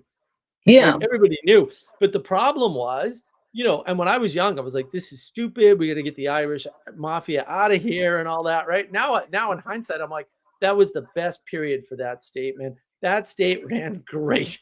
Nice Republican governors. Because the Irish mob, they would take 10%. There's no question. But every no. Well, I'm talking about 10%. I'm talking about you had to kill off. You had to have 10% of the kids. No, I know. But I mean, when they were doing road projects and stuff, 10% of Oh, that yeah. budget was draft. But the thing was, they got the road projects done. And you know what Yeah, happened? but when he that's was out of true. power? They never got the damn road project. They haven't finished a But single that road also is part of the alliance shift from the Italian to the Jewish mafia, because the Jewish mafia was all about cultural control, media manipulation. The Jewish culture, I don't want to step on toes if you don't like people going in this direction, but I'll criticize other cultures as well. I'm equal opportunity critic. But the Jewish culture cannot respect physical trades, and the Irish and Italian culture are built on physical trades. physical trades. Well, the Irish And the built unions, America. I mean, they were both the unions, right? So Yeah, Bill yeah. Weld and his buddies, his country club buddies, they're not on the union side. So there was a real class shift there as well. And the union thing was a big part of it. Because that was during the period that we lost control of the union stewards to college educated labor Democrats, social justice warriors. And I remember facing off with them so many times. Yeah, I was a union steward myself. I was a union steward in the Graphic Arts Workers, an AFL-CIO union in the 1970s. And my uncle, I was going to go to the whole thing and become a business agent and everything. I mean, if things had gone the way I thought they were going to go before all this other stuff happened, my life would have been very different. I'm a Teamster, Denise. I'm a Teamster. Well, then, do you remember Teamsters for a decent contract? You remember that? UPS. Do you know how much money I made as a kid, at a 15-year-old at UPS? But do you remember a group inside the Teamsters Union called Teamsters for a Decent Contract? No, I don't remember that. That was in 1972 and 73, and I was one of the non-Teamsters, but the other union, the AFL union people who were trying to push this. It was trying to do something about the corruption in the union, but we were also up against the way the socialist college students were coming in to do their summer work as learn how to working class live so they could be good communists. And we were laughing our butts off because, oh gosh, we had one of them. It's a whole nother story. Do you want me to go there? It's funny as hell. No, another time. No, union. Yeah, I was at UPS as a kid, basically, right? My first job was UPS. And we actually had a corrupt, he was actually the building manager for 2 shifts, the day shift and the twilight, or maybe he was the building manager for all 3 shifts, but he was the building manager. And he got my friend fired because he made up a story that he was stealing. And he tried to get me fired. We were in totally different departments. I don't think he knew that we were friends or anything. He tried to get me fired, but because of a quirk, because I was a little psychopath when I was young, there was no way I could have stolen what he said I stole because of where I was and who saw me and when they saw me and stuff. And so he had to take the money himself. But it was like $250, which is quite a considerable sum back then anyway. Yeah, that was. And why were they bringing it into work anyway? The moron. You don't bring money into work and then store it in a common area. Like, what do you think? But they tried to pin that on me, and of course it didn't work. But then eventually, like, I quit. The union did nothing. The union did nothing for me. I was so pissed off. I'm like, guys, like, this guy is clear, and they did nothing for my buddy, and they just fired his ass, even though he was as honest as the day is long. He never stole anything. That's ridiculous. So this guy he was nothing but trouble, but he made his whole hay as a director, or maybe director equivalent. I don't remember the management structure there that well. It was a long time ago. But like, he made his whole hay on finding people who stole things. And the person who stole things was always him. And you couldn't. Well, that's a good job for him to have then. Be the finder. Yeah, a criminal who, shows that he's a good, he was a total jerk. Well, that's the first kind of job people like that go for. It's just like, the whole gay thing in the schools. Well, the first place they go is to be a teacher. My supervisors on both shifts, because I actually worked 2 shifts, as a part-time employee because they let me because I was that good at my job. They were pissed. They were like, "We'll shield you," and I'm like, "He's your boss. There's nothing." I mean, he wasn't their direct boss, but like, he's your boss. There's nothing you can do. And he basically forced me to quit. And I was one of the top sorters on the line. I was probably the number 2 sorter in the building. And this is at the time. This is I think it's the second largest UPS facility in the world, right? So this is kind of a big deal. Like I was actually, because I had been there over a year, right? So I was actually really good at this. And he got rid of me in like October or something, and that's like ramp up busy time where you're about ready to do Christmas. The volume of packages UPS doubles. Nobody is allowed to take any kind of leave between the beginning of October and like the end of January after return time is over. Like you just didn't. They wouldn't grant you any time off because the volume of packages doubled, and they got a few more workers, but they couldn't double the workforce. They had the physical resources and space to double the workforce, but they could never get double the workforce. It was just virtually impossible. And you can't train a sorter overnight, right? Sorters take months to train. So sorters are very valuable. I had actually quit, and I came back the next week to pick up my check, and they were like, "Put on your boots, get on the sort line." And I'm like, "I'm not coming back. If he's in charge, if he's anywhere in the management structure, I'm not putting up with his shit. I'm not coming back." And they were bullshit. They're like, "We'll give you all that time off paid. We'll give you vacation." Oh yeah, they were offering me all kinds of shit that no one ever got offered ever, to the best of my knowledge. And I was like, "No, I'm out of here. I am not working near that guy." And actually, it was a few years later I tried to go back to work there, just part-time. And I only have one question for them. Is I forget the guy's name now, but I was like, "Is so-and-so still, in charge?" And they're like, "Yes." "Never mind, I'm out of here." And they were pissed because they're like, "You're an experienced sorter. Like we could use you tomorrow because you know all the functions." I had actually learned all the functions of the building pretty much. Except I think I had high pick. I did low pick and loading and unloading and sorting. But no, it was all over. I was like, "No, I'm not doing it." And it was such good money because it was Teamsters Union. Even though it was part-time, you got full-time benefits, dental, vision. Like back in the day, like insurance was so awesome. Like, and that was part-time. I had all of that. I had the option to work an extra shift, and overtime is more than 4 hours in a day. You get overtime pay. And they were happy to give me overtime pay, and I was raking it in for a kid, for a teenager, right? I was raking it in. I had all kinds of money back then. It was fantastic. But man, that was and I ran into some people there too who were bad news. The Grant family, bad guys. It was a wild time. Massachusetts was an interesting place in the 80s. It was a beautiful place at one time, and a crazy, like you say, a crazy place as well. So you're going up there for the holidays. Are you going to check out the Melville Museum? Where's that? Pittsfield. No. Herman Melville was from Pittsfield. Oh, he was from Pittsfield.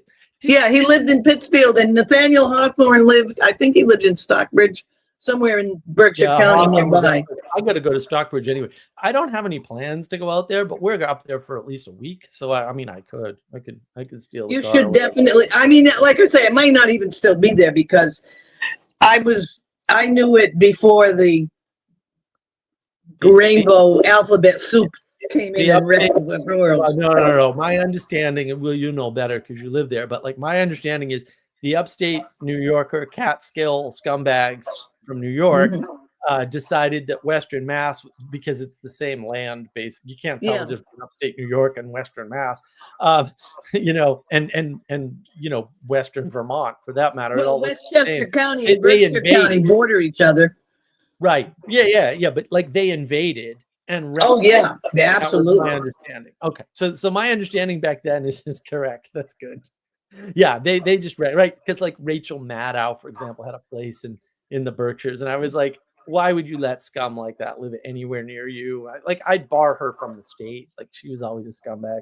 But now that her scumbaggery is their culture at this point. No. Yeah, that was my understanding. Was they were taking upstate New York culture, and maybe that's also somewhat Jewish culture or whatever. Well, it is the whole Catskill thing. Look at what was that movie? Dancing, Dirty Dancing. Okay, and I mean that. Now you want to do some symbolism? Do that movie. That is a very idea. Because that movie, that actually really opened my eyes to the facts about Jewish culture, attitudes towards the rest of us. And it was a difficult time because my daughter had a lot of things happened, and I tried very hard to get her to stop hanging out with the Jewish kids and to get her to understand this one kid, I don't really want to go there, but I said, look, she's a doctor's daughter. My daughter would go up to her place in Vermont and everything. And I said, those kids are using you. They're sneaking IDs. They have fake IDs to get into bars and stuff and doing all the things teenagers do. And I said, honey, those kids are never going to pay the consequences if you get caught. Right. And they're going to hang you out to dry. I said, Jewish parents let their kids hang out with locals for that very reason. And I couldn't get to understand that was why the cops were doing what they did, because this was not that long after my nephew had been charged in the Lennox 7 case. So there was a lot of interaction with different parts of the county. And that was why the cops were doing that. And she was freaking out because she said that I was having the cops follow her around like I was a controlling mother, and I was trying to explain things to her. Yeah. And she did get it partly. She started to understand it a little bit, but she did continue to have those friendships. But that movie was what really, in fact, I even remember trying to use that movie to reason with her about what was really going on. Because there's a whole thing between the young guy, I forget the actor's name, the blonde, who makes out with the Jewish girl. There's scene after scene after scene that it's like something. What was that movie on racism? Birth of a Nation. Remember the symbolism of that for black and white? I never saw that one. That goes back. That was like a silent movie, even, wasn't it? Or one of the first talkies. Maybe it was. Yeah. That's a very, very old movie, and it was all about racial relationship culture.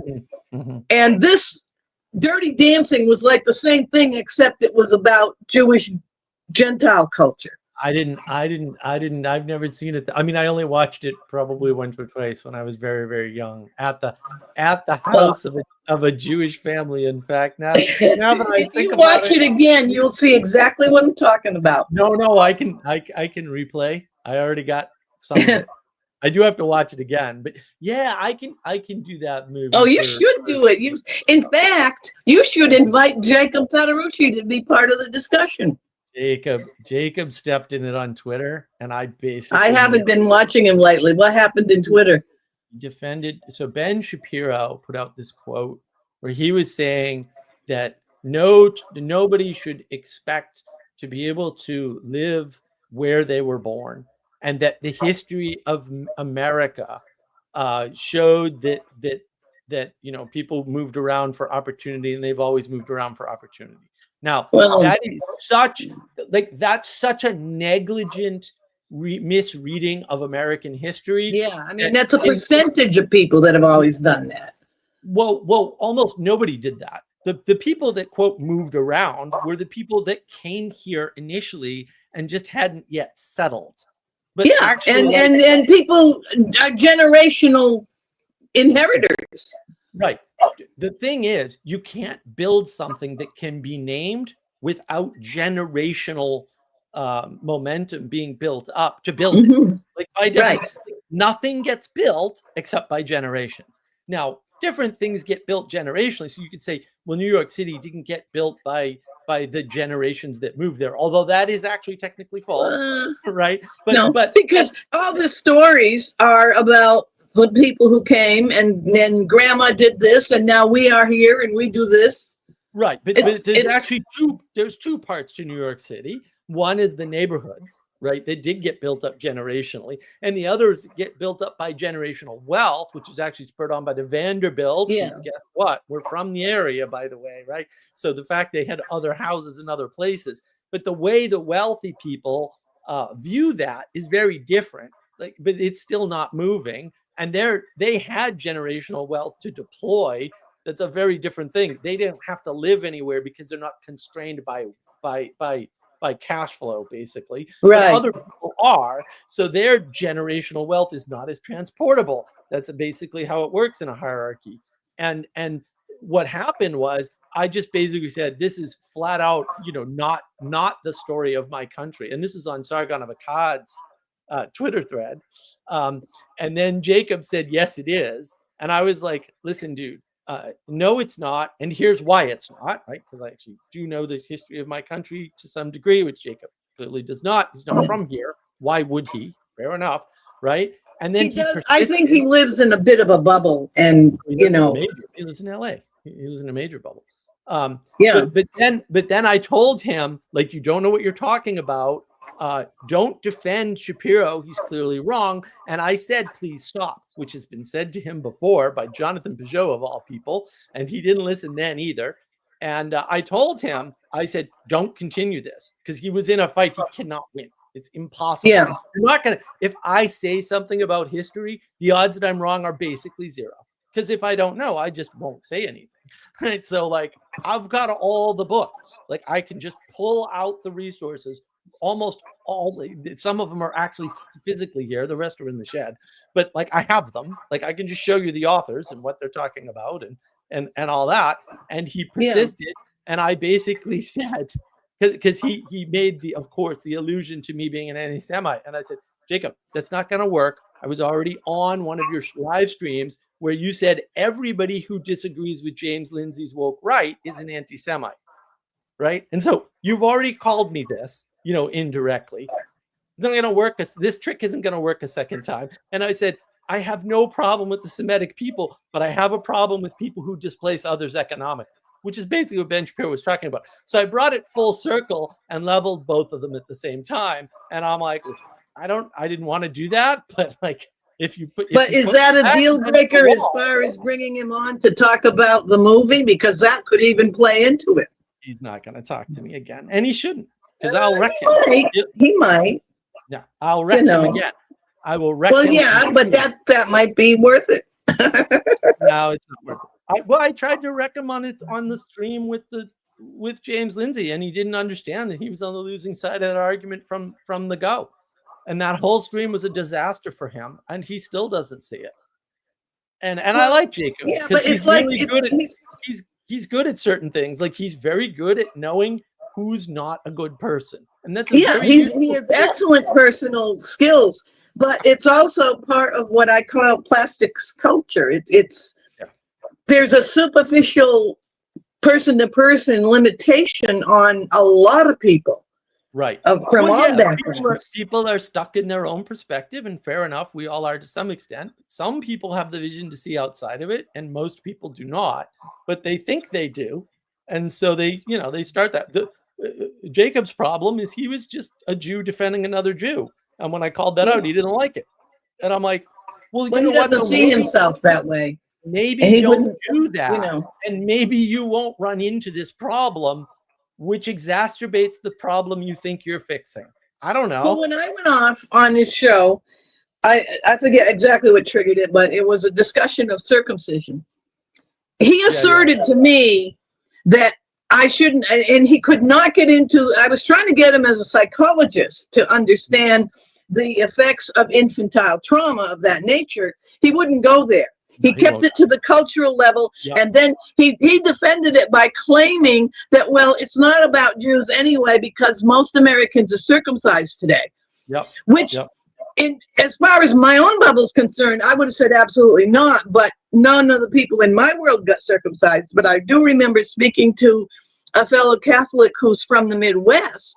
A lot of and when we were talking about circumcision, she was surprised that there were people who did not get circumcised, because the doctors in the Midwest were circumcising everybody, and they weren't objecting. The doctors. Now, I remember it being argued about because I had, relatives having babies and adults were arguing these things. Doctors tried to push it in Massachusetts, but we refused it. It was cleanliness healthcare is how they sold it. The Jewish thing was Gentiles are dirty because you don't know how to clean your little tee. Right. Yep. And it's like, no, we teach our little baby boys how to clean their little peepees. But that was now. Have we drugged the discussion far enough up, Mace? I know.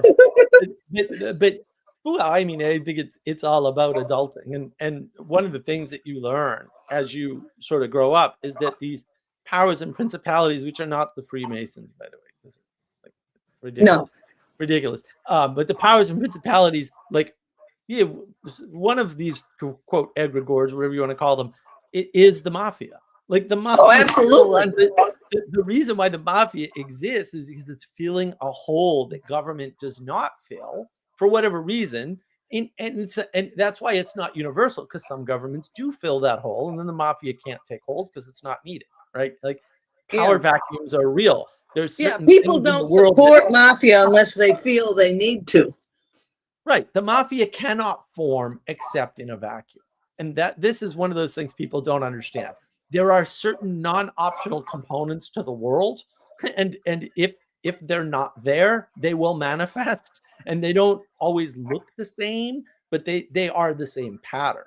But we're not trained to see patterns anymore. Where people are seeing, propositional descriptions of things, and then that's where conspiracy theories come from. It could be Freemasons or it could be ancient aliens. Those are equally likely in the world of propositions. It's just that it's usually just the mafia. It is more likely in the real world where people have experience with these things. Watch The Friends of Eddie Coyle. It's a very interesting. I am definitely going to look up that movie since you mentioned it and its connections. I didn't like the one that they push as being the Whitey Bulger story. I didn't see anything that related, which is the one with, I think, Jack Nicholson. The dark something or other. Young God, the black market is what capitalism is for. Okay, except the black market is much bigger in a non-capitalistic system like Soviet Russia, so you can't be right about that. Yeah, no, I was going to say it's the opposite. Yeah, it's exactly the opposite, right? Like the thing with the least number of black markets is the most capitalist society in all cases, because the black market is the thing that is squeezed out by not capitalism. Well, it's the occulting of economic activity because it's a hidden activity and it has to be hidden and it has to be very risky to enter the inner circle. It's all exactly the same thing. In an open capitalist society, there's no occulting of it. But I mean, both capitalism and communism have the problem is that they both are features of a much smaller social base and they don't scale well. Both of them scale up to tyranny of a different kind. Communism is a form of government, and capitalism has nothing to do with government. It's completely it's a form of activity. Well, the way I do capitalism, and I do have a video on this. It's an older video, obviously. It's a short one too. It's one of my 10-minute ones. But basically, I think the best way to think about capitalism is basically your gold and the king's gold are worth the same. Right? Yeah. Because that's actually relatively new in history, right? Your access to capital, to the value, we'll say a stable currency value, is roughly the same, irrespective of where you are in the hierarchy. So in the past, if you had gold on your land, because nobody owned any land except the sovereign, it was worth nothing to you because you actually couldn't trade the gold to anyone else. It wasn't possible. And we could have arguments about whether or not gold is a stable transfer of value, because it's not, but it's more stable than most other things, right? But the fact that you could find something of value on your land and you don't actually own it, that is anti-capitalistic, right? In fact, land ownership itself is anti-capitalistic, obviously, but it went much further. Like, even if you could refine the gold, depending upon which sovereign you were under, you were valued differently. Like, that doesn't happen in a capitalist society. I mean, there's still differences, but those differences are more related to material things, like how good are you at your job? Whereas in medieval times, that's not true. It was kind of arbitrary based on who you were under, right? And that's Well, also actually how good you were at your job, because people were much more survival dependent on their skills. right. Jan got, But another difference is this. Nowadays, if you are failing at life, you go on welfare. That's supposed to be the safety net. And people say there was no welfare in the past, but there was, because you could walk off into the wilderness and live. No, A man in the wilderness could live as well as the peasant in the village. It was all welfare in the past. But we didn't. Yeah, but what I'm saying is the natural world was, the earth was the welfare system, and now we don't have access, because even if you go into the wilderness, it's been paved over. Well, the welfare in medieval times was paid for by the sovereigns. So, Jan Gott, my 9th grade study teacher said communism was a form of economy. Yes, I know that, Yanni. That's not her fault. That's actually what Karl Marx, that's the trick that Karl Marx plays in Das Kapital, that I guess if you're not sophisticated in your comprehension of words, and many people don't seem to have been, that is what Karl Marx says. And so it's not an American education problem. The morons in Europe that buy into communism, which to be fair to them are few and far between, because they are all leftists. They all fall for the trick. What all socialist systems have in common, and I do have a video about this, called The Trick of Socialism. You would like it. Actually, it would probably help you understand the world. If you're capable, which maybe you're not, dude. I don't know. But, it's worth a try, right? That's why I do the videos. So the trick is they fool you into thinking government isn't necessary, and therefore everyone's equal, and therefore everybody can do everyone's job, and therefore everyone has an equal value, and therefore everybody should get equal pay, and therefore it's an economic system. But that can't be true, because something has to do the distribution, and that thing is always a form of governance or a government. And so they fool you, Karl Marx in particular, but they all do. They all do it. They fool you into thinking that a socialist economy is a thing. Well, a socialist economy is not a thing. Socialism can have any kind of economy with very few restrictions. And it's only the observation, like Sargon of Akkad was the first one that I heard say this, although maybe he didn't originate the cult. Fascism is honest socialism. That is correct. Everything for the state. Yeah, because it's actually not an economy, but it's an enforcing system. Right. In capitalism to make it work, allows enforcement to happen by the fact that you fail and you suffer the consequences of failure. But communism one of the things that you can trade on under capitalism is your skill level, whereas communism erases the skill level and considers that anybody can do anything. And so we're going to tell you you're going to do this for a living, even though it's the worst possible choice for your personality. They have to, because the trick they're playing is they want to be the guys in charge. And the way they do that is they convince you that you don't need anybody in charge. And therefore, of course, that's impossible, because that makes everybody an individual, and then no one can group together and overthrow the government. So what happens de facto, it's a trick, basically.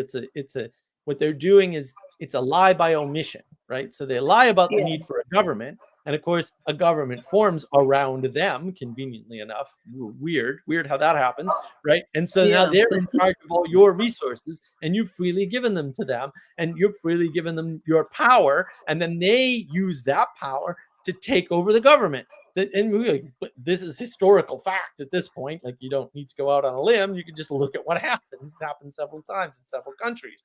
And then the best form of that turns out to be a fascist government, because when the government doesn't own everything, that economic ideal that is put forth in Das Kapital doesn't manifest. The only way to make it manifest is to force it to manifest by equalizing everything. And the only thing that can equalize all the people is the sum total of the people, which is the government, technically. But of course, it has to compete with corporations, which is why fascism is honest socialism. Absolutely. It's that simple. And I'm surprised that pretty much everybody can't derive that from first principles, but I suspect almost no one sees it anymore. I think we've totally lost that skill, which is why I asked earlier the question about, do you remember what the driving force and who was in charge of this whole take religion out of schools thing? Because that actually had a huge impact on me, unbeknownst to me at the time. Because the Catholic school had to make accommodations for not teaching me religion. Yeah, I mean, we just attributed it all to Vatican II, and we blamed the Protestants. But it really, as you say, there was really a whole different thing going on that we really didn't perceive. The door was opened by Protestantism. I mean, let's be 100% clear. You just trace it by timeline or whatever metric you want to use. Everything goes back to Protestant Reformation, or we'll say pre-Protestant Reformation. It's all King Henry VIII. The original sin is Tyndale's book that gets in the hands of Anne Boleyn. That's the poison apple right there. And then she hands it off to Henry VIII, and that basically destroys the world and leads, like 100 years later, the beheading of the king. And that's the end of pretty much everything. That's the source of all our problems. Before that, everything is well under control. But people can't think about a cycle that long. Look into Elliott wave theory. You'll get a feel for it. It's not right, but it at least gives you a feel for, like, when the waves, the 5, 6, whatever, 7, 8 waves collide in a system. This is what it looks like. If you map that backwards onto history, it's not correct because Elliott wave theory is actually wrong, but it gives you a sense. Well, there is a thing called the seventh wave. I believe in that. You believe in what? The seventh wave. I'm not familiar with that. Well, when I really decided it was really true was remember the winters when we had like back-to-back 2-foot blizzards? There were a couple of winters in a row. I was living in Holyoke. That was during the Graphic Arts Workers Union days. I was living in Holyoke, and we had to, cars would get stuck in a ditch. And one of the ways you get the car out is everyone gets out and pushes while one person, you had to synchronize the pushing of the gas pedal with the pushing. And you had to get this synchronized wave going. And we always said it will pop on the 7th wave. And we would push and push. And every single time on the 7th time, poof, we got out of the ditch. There is something. And that's also in Le Papillon, the movie Papillon. Yeah. It's a good he movie. waited for the 7th wave to jump. That's because right. that was the only wave that would carry him over the reef out to freedom. Otherwise, he would have been smashed on the rocks. Right. I remember that. That's an excellent The 7th wave. Maybe it's an old French myth, but it worked in snowdrifts and it worked for Papillon. I would trust an old French myth over all the science that has happened since whenever that myth was formed. I'll tell you that much. So, yeah. I'm all in. I'm all in on the myth thing. Okay. I now I know what you're talking about. Yeah. Well, Elliott wave theory is so interesting because it's illustrative of how multiple waves at multiple amplitudes over, we'll say, multiple time frames effectively interact. And that is how history, quote, rhymes or whatever. That is how things happen in the world.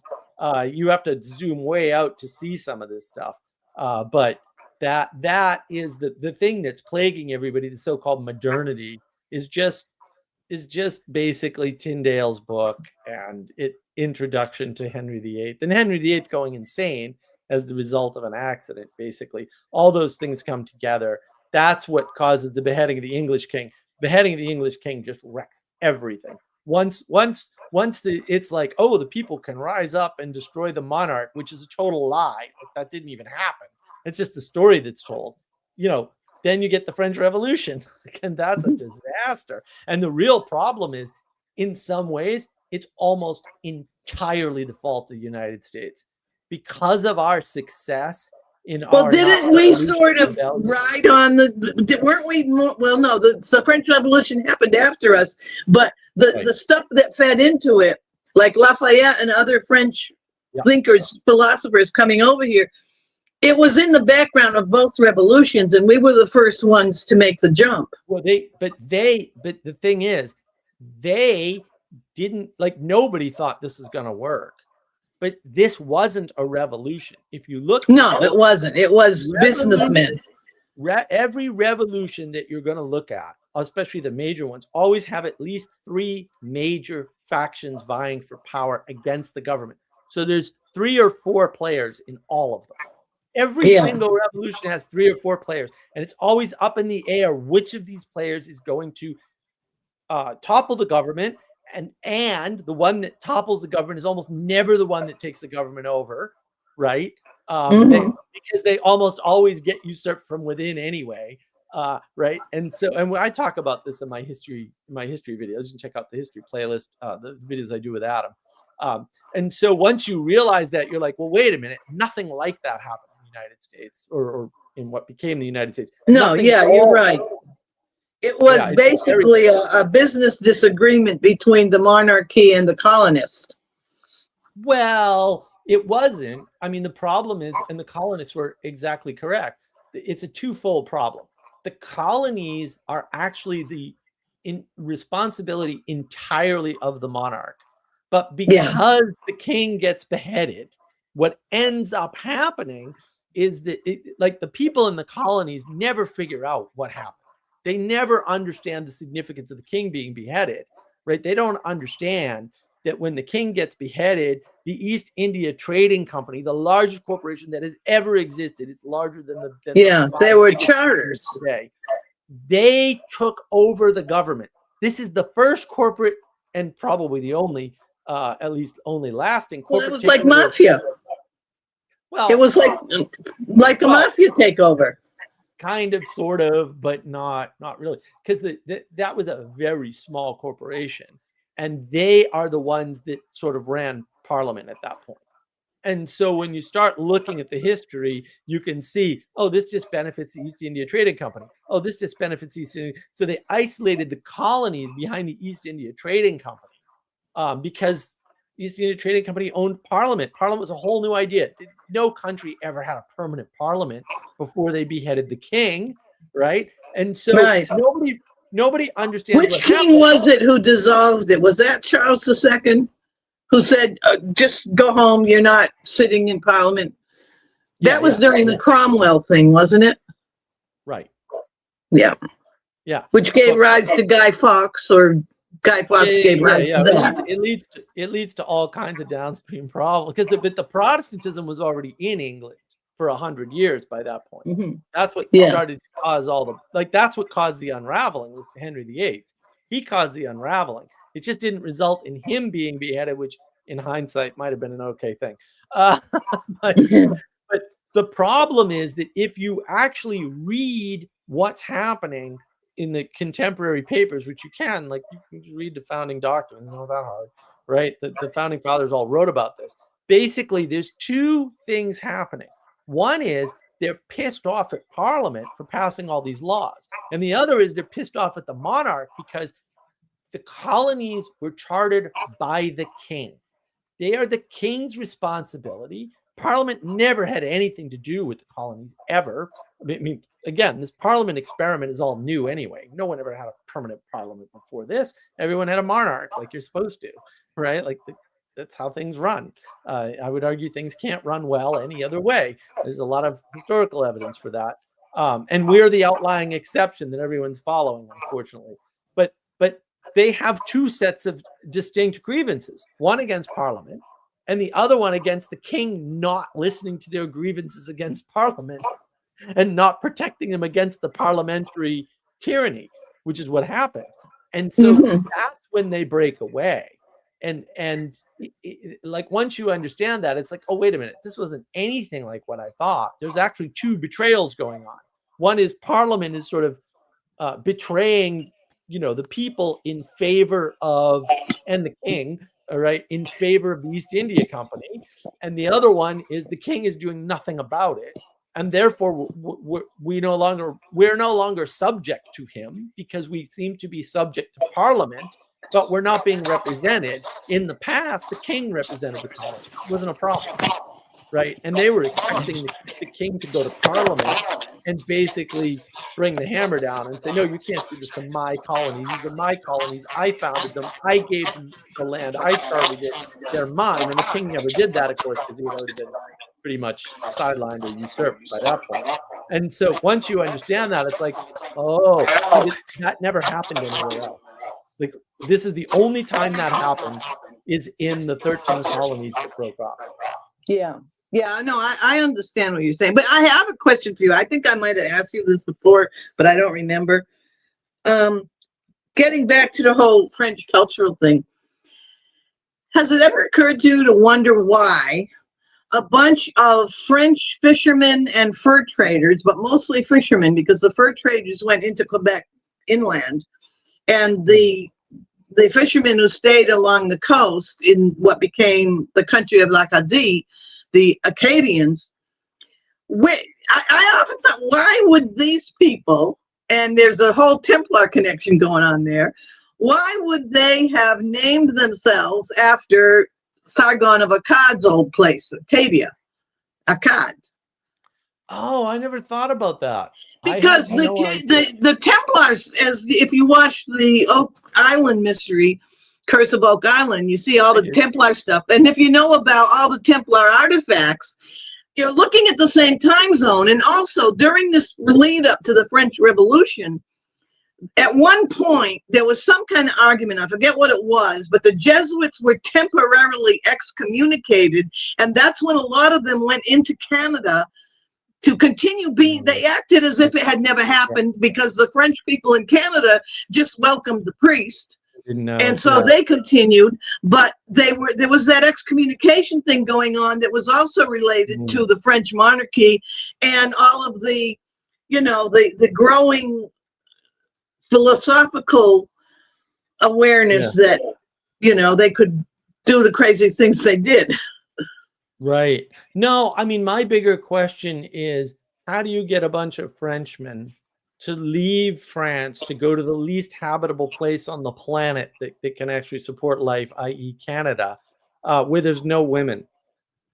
Well, they intermarried with the natives. I mean, the French treated the native tribes, and also physically they were on an equal status of life. Denise, why would they even leave? Because in my case, we're fairly sure it's southern France, right? Because Lefebvre, that's Smith. That's Smith, and we're from the south of France, almost certainly. My people too. In fact, when I was in France in '75, I went on a college exchange thing for the summer. I accidentally became an illegal alien for a brief period because I was in the training program. We arrive in France, and it's like we go to a week's worth of training in Paris, and then we're sent off to all the summer camps to be summer counselors to little kids.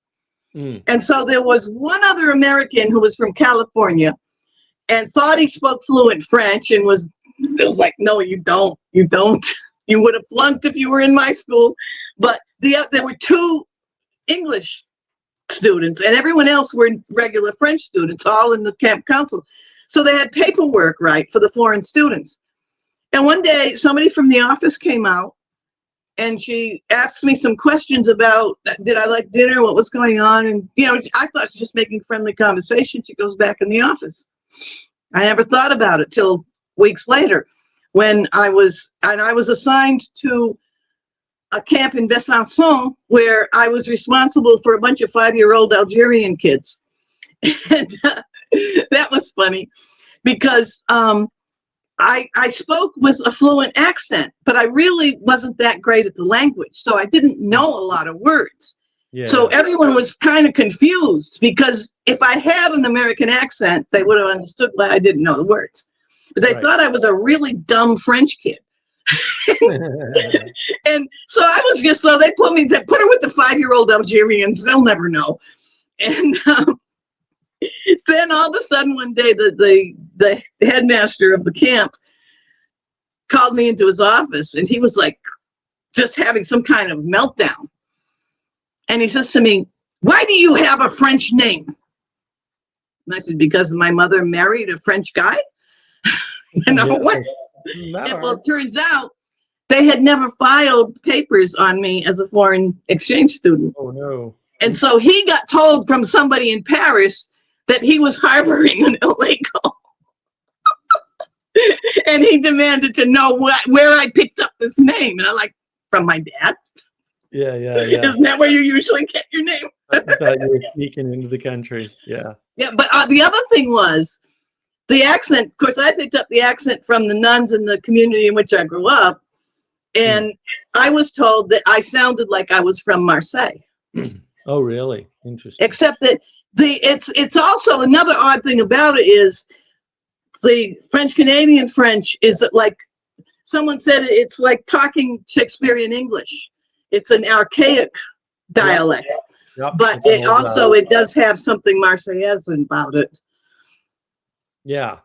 No, I just, it's interesting to me why they left. And I always joke, although I'm actually not kidding at all. The Parisians must have really been horrible for the rest of the French to kind of take off. Of course, France should not be one country. North and South, from my understanding and research, is very, very different culturally. And they really don't have anything in common. But I have never really found anything that even asks that question about the choice of the name. And I often wonder if there wasn't like a Templar subculture that said, because the Templars were busy hiding their gold. That was the 1300s. Probably. Acadia was settled in the late 15 and early 1600s. Yep. So it was within a generation, close enough to the Templar history for there to be grandchildren of the Templars. And the Templars supposedly hid their gold over here. So that would have been why, if you were part of a French subculture that believed you had the global wealth of gold hidden away somewhere in the new land, then they would come here. That would be the perfect thing to do was pick up your community and come over here. But something had to force them out is more my point. Especially the thing that was forcing the Templars and the Jesuits out. Well, where you go is a different question, but the fact that you're forced out. Yeah, it was weird to me, especially with Oak Island, which I've been watching since the beginning. We just finished episode 2.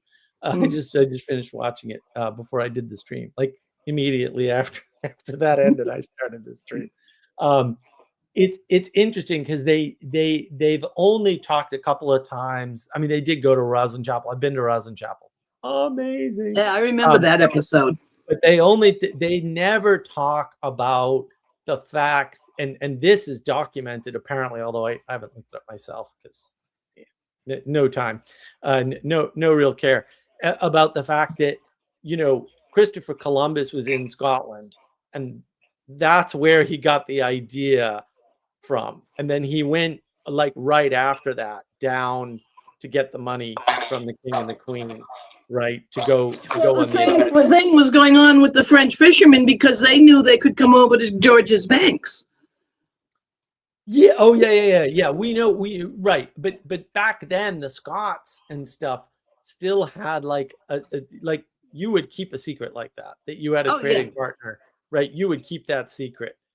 And Roslyn Chapel having been but also the Templars they went to Scotland for help when they were being persecuted. So there were avenues for the secret to pass slowly into that same population. Right. Well, they were saying it was the Vikings who brought them over, but it was the Scots. They knew from Vikings where to go. The Vikings knew about it, and also it might be why they weren't afraid to brave the cold because they understood Viking survival tactics. Yeah, I mean, Alsace-Lorraine proves definitively that the Vikings knew that there was stuff there and how to get there. But the Scots were almost so. And the other thing that people miss, I don't know. I can't be the only one that noticed this, but the fact of the matter is long before Columbus got there, they already had the smallpox epidemic was already in full swing. Because the whole the whole reason why it was so easily colonized is because they had already lost a lot of people. So didn't they you know about Plymouth? Yeah, right? You're right. I'm mixing up timelines, but yeah. You know about Plymouth. When they get to Plymouth, So they had just pillaged the Cape. Yeah, well, that's why they were given the food, because that village had died off. But And they were told, oh, there's more food than, and also as far as the natives were concerned, they didn't want to eat that food because they knew everyone had been sick, so they offered it to the pilgrims. No. They were given the whole village. The natives were like, you should come and live here because we need people here, because they were getting sick. That whole village had already been wiped out by smallpox. So that's why the natives gave them Plymouth. Oh, yeah, no, I know that part. And maybe the reasoning is more like you say, that there was, because they were dealing with it already. But the Pilgrims came over in 1620. Columbus was in 1492. So I thought, and the story that I always heard was that the smallpox had traveled during that 100 or so years. Columbus never made it anywhere near the continent. He was stuck in the Caribbean islands and stuff. He never made it. But the virus getting into, because the natives, they were all over the place with their canoes. There were 2 waves of smallpox in North America, and one of them way predates Columbus by like 15 years or something. And so that's the Scots for sure. And it also went north to south. So it wasn't Columbus, because Columbus, right? Anything that Columbus brought in would have come in from the south. You can't get there any other way from those little tiny islands. You got to go through Florida, basically. So yeah, it's almost certain. It's just nobody talks about that, and granted, it's hard information to find. I had to dig quite a bit. Well, the thing is also, you do have a big and I noticed that a little bit in Oak Island. The Anglo-Canadian thing has a big blind spot wherever French Canadians are. It's like, Well, yeah, that's because I didn't know this until actually like probably 15 years ago. In the War of 1812, Nova Scotia was entirely French, but the Brits actually won Nova Scotia, and so they kicked everybody out and repopulated it. That's a big part of modern Cajun stuff. If you look up the movie refugees from Nova Scotia, and they ended up in northern Maine, a lot of them in Aroostook County. Yeah. Yep. Aroostook County. Yeah, they did. In fact, the law against speaking French in public in Maine was not changed until 1972. I didn't. You could get thrown in jail for speaking French. Well, I know my grandfather, he did not want his kids speaking French. So none of my aunts or uncles or my father, they never learned French. Actually. Oh, you know what my grandmother did? My meme? I've got it somewhere. I'm going to have to pull it out and put it on screen sometime. It's a photograph of her, and my Uncle Jack was a toddler, and she's holding newborn baby, which was my dad. And on the back of it was made as a postcard. And she sent this postcards back to people up in Quebec. And on the back of it, she was talking about how the family's doing well, et cetera, et cetera. And all the children are learning to speak Irish. Because she dared not admit she was allowing them to learn to speak English. That's hysterical. And we still have that. She wrote it in French and sent it up there. And but the whole thing, in fact, when we were kids, my dad used to bring us up to Maine for summer vacations. And my little brother and I remember we were so upset because we'd be in a restaurant and he'd be ordering, the meals, and a lot of the menus had French on them, French dishes. And he would deliberately butcher the words and speak and we're like, Dad, you pronounced that wrong. It's like, oh my God, if Sermon Jean were here, she'd put us all in hell. And we couldn't understand it. But he knew that we would not get good service if he pronounced it correctly. We'd probably be quietly pushed out of the restaurant. We didn't know that. Yeah. No, it's a weird culture too, because I mean, I was in Ottawa probably in the mid 90s even. And there were some frogs up there. I was just looking around the city or whatever, and there were some frogs there, and they were doing the French thing, and they were making. I don't speak a word of French, but like I grew up French Canadian. We were in Biddeford, Maine. That had the largest population of French Canadians outside of Canada, right? More than the Cajuns. Like it was all like I'm related to everybody in Biddeford, Maine. Everybody. We're all related. We're all cousins. We're all second cousins up there, if you're lucky. So I know some of those words, and they were just like speaking not nice things about me, and I called them out, and I said, and I know damn well you guys speak English.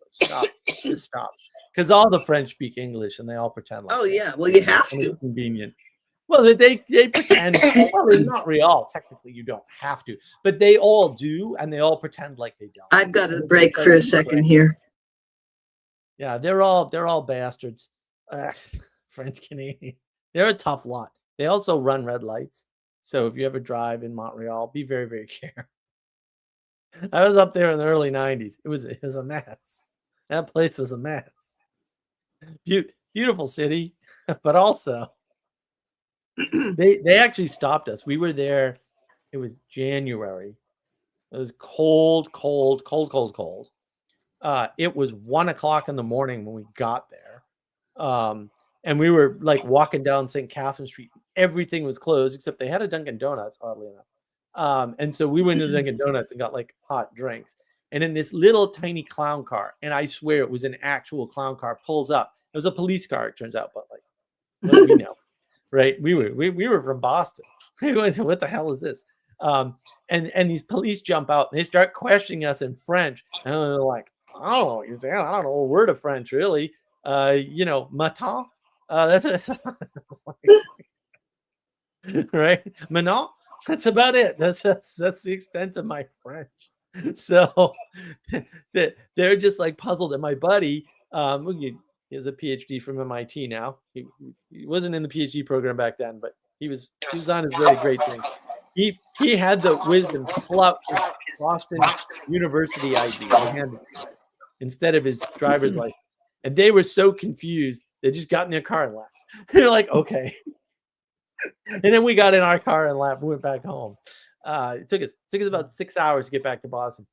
We got to Montreal from Boston, like from the middle of Boston proper, from Boston University campus, actually, in 4 hours. So that's a land speed record. You can't do that. I did blow up the car because, to be fair to myself, no one told me that you couldn't run a car at the maximum speed on the speedometer for several hours, contiguously. No one told me that. So I did blow the motor in the car. But we got home just fine. You can run an old 8-cylinder with a blown head gasket. It's not really a problem. They get a lot of room to run. You just get really crappy gas mileage. But yeah, I remember that drive. That was a woman, Denise. Women are terrible. We were young, and yeah, it was a bad day. It was a bad day. And we listened to music for 4 hours all the way up to Montreal. And I remember that we get up there and there's all these weird signs. I don't know what the hell they said. It was something like arrête. I'm like, I don't know what an arrête is. Let's just keep going. No, I'm kidding. I knew it meant stop. I knew it meant stop. No, I ain't that dumb. I'm a little dumb. I ain't that dumb. Yeah. And the lights, some of the lights were horizontal instead of vertical and stuff. And this is a weird place, man. And then people were running lights. But I knew that already from my French Canadian relatives. Like, if you go up to Montreal, watch out. They don't know what red lights are. So be a little careful. It's like, red lights mean you go faster. Oh, they're nuts. They were running lights that had been red for 5 seconds. I was like, man, that's dangerous. Because I normally, when the light turns, I go. I'm like, yeah, let's get this. Oh, no. When I got up there, I was like, I ain't doing that no more. And there were a couple times where I was glad I didn't, because there would have been a very bad car accident. Because usually when they're running a light, they're doing like 70. They're smoking it. They're absolutely, it's like, bro, the speed limit's like 30. What are you doing? Like, this is mad. Well, they're just figuring that it's harder to hit a faster moving object. That's French Canadian logic for sure. That's French Canadian physics. Yeah, exactly. Physics works differently in French Canada. Physics of driving. Yeah. Well, did you ever see the movie, or it's actually a short film, and you can get there are a lot of different clips of it. It's really only a few clips that's worth it. an illustration of the song "The Log Driver's Waltz"? No. Oh, it shows you, because there's real news footage from when they ran the logs down the rivers, and the men used to dance on the logs to keep them in. There's some beautiful footage that was taken. It's in black and white, and it comes from those days when they still ran the logs down the rivers, and they ran them down the Penobscot into Maine and all that. You should find that and look at it. It's really, it's just amazing, because we're in a world now where public school teachers are complaining that first graders are not toilet trained. They can't wipe their butts. And you look at the Log Driver's Waltz, and you've got men just dancing on logs on river rapids, and there's snow and ice everywhere. And it's like, that is what it was to be human. That is who we are. Very in touch with the world. Yeah, I drove up to Nova Scotia. I had a Canadian girlfriend. What a disaster. This is one of the reasons why I just dislike non-French Canadians who live up in that frozen, ridiculous wasteland. She was a nightmare. But it was interesting meeting her family in rural Canada and like driving around Nova Scotia, because she was in the north end. You could see PEI from where she grew up because it was just across the channel over there.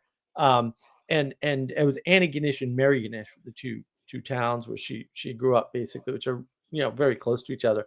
And we visited her grandmother up there, and like it was the middle of summer. It was like August. The weather was terrible because they don't have nice weather in Nova Scotia. It's too far north.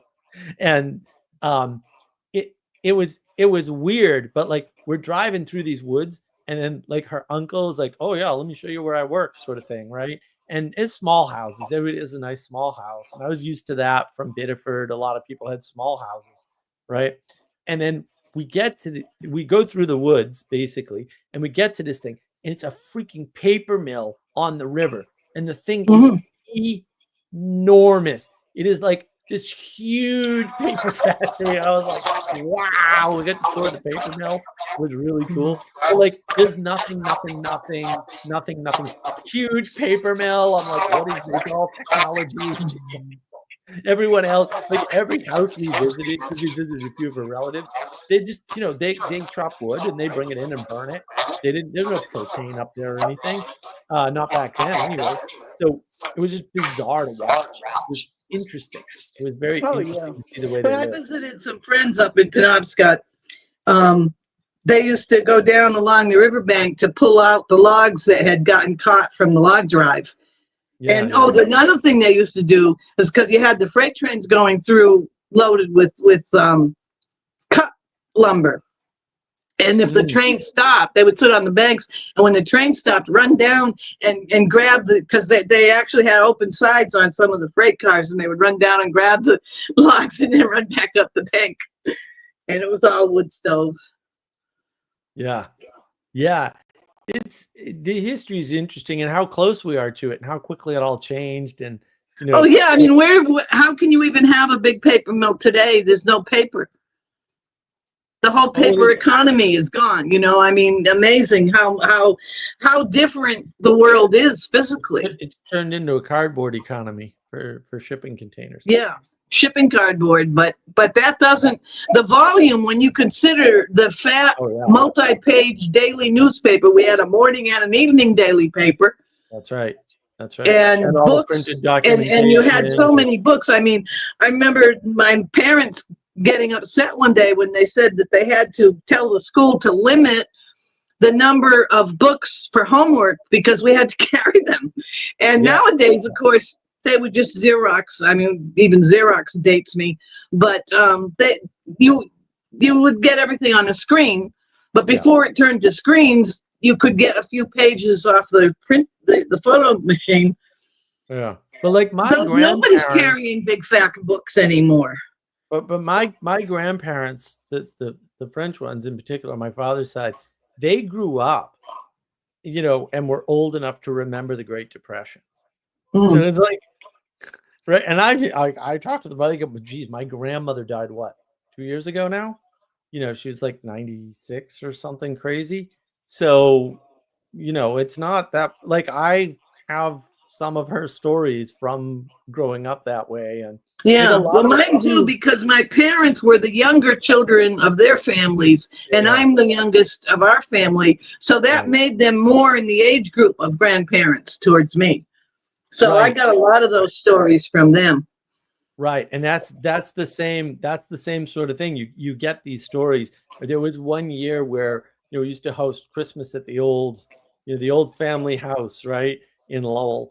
And then I think it was like the last year before my grandmother moved. She was like, I'm taking requests, and what do you want? And I was like, I want refrigerator cake. We haven't had refrigerator cake for Christmas in years, ever since we moved from this house to my aunt's house.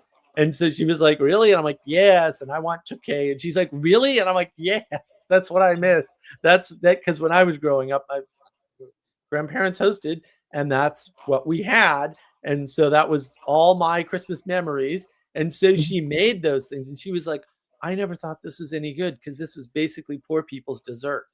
And I was like, Yeah. I don't care. It's freaking delicious. Give me more. Poor people, rich people, refrigerator cake, as far as I'm concerned, might as well be ambrosia. I don't remember what's in it, but I remember the name. It's graham crackers and whipped cream and chocolate syrup, effectively. Oh, so it's like a custard cake without the custard. Right, and you stack the graham crackers in and put the whipped cream chocolate syrup mix in between them, and then you put it in the refrigerator overnight, and then the next day it's ready for eating. And my mother used to make something called mock apple pie, which was actually the filling was Ritz crackers. Right. Yep.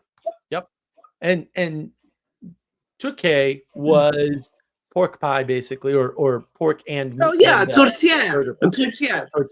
My in my family, the aunts all hated my mother because she was the only one that made it the way Mame made it, and she was the Irish one. And we had a big family gathering, basically was New Year's Eve, and they always did bring out the idea that Pauline was the only one who could do it.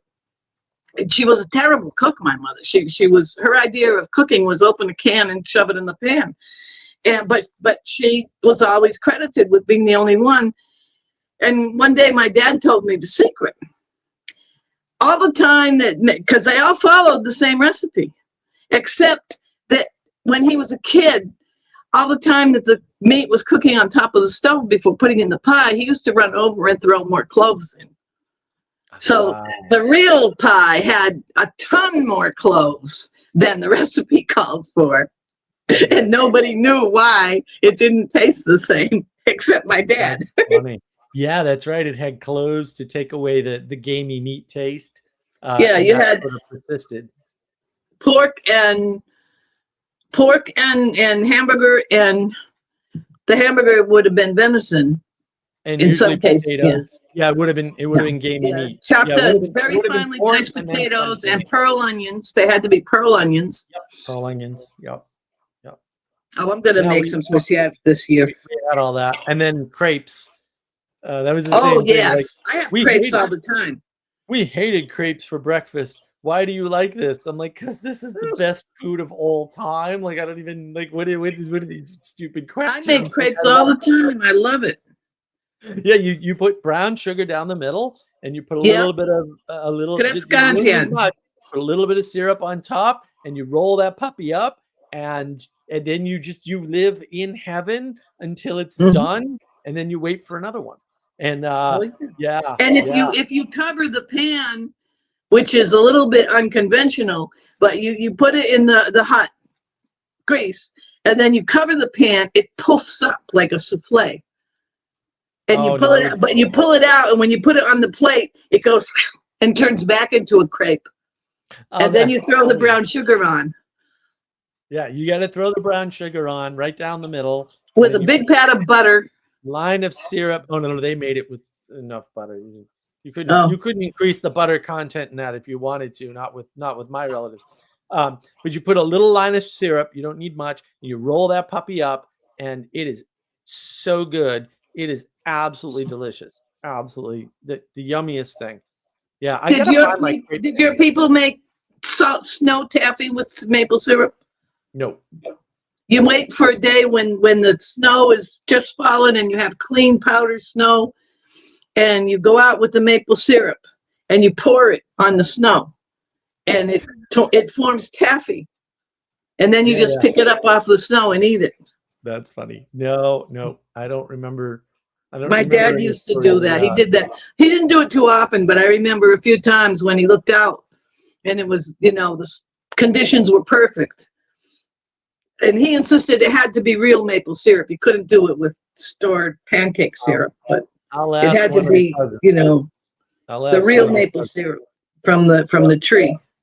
They'll know. I'll ask Marguerite next time I see her. Oh, she might be at Thanksgiving. We'll see. Let's see if she Well, if comes. there's snow up there, you can just go out and try it.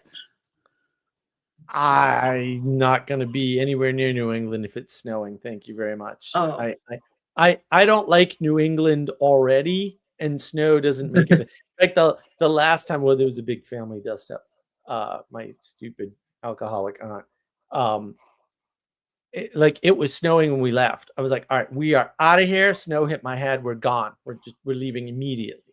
And my aunt was like, why are you leaving? And I'm like, well, there's lots of reasons, but also it's snowing out. So we'll use that reason because you were too drunk to remember what your drunk sister said. That was so insulting. So we're out of here. Oh, it was bad. It was bad. I don't like something happened, Denise. Like people are perfectly comfortable speaking ill of the dead. Like I'm like, what's going on here? I was taught that was like not impolite, but taboo to the point of Yeah, you just didn't do it. knife fight. Like actual danger violence level. Like not violence, not like I'm gonna hit you, but like your life is forfeit. Like this is like a high crime and misdemeanor, and yet people are perfectly comfortable just like saying the most vile things to the living.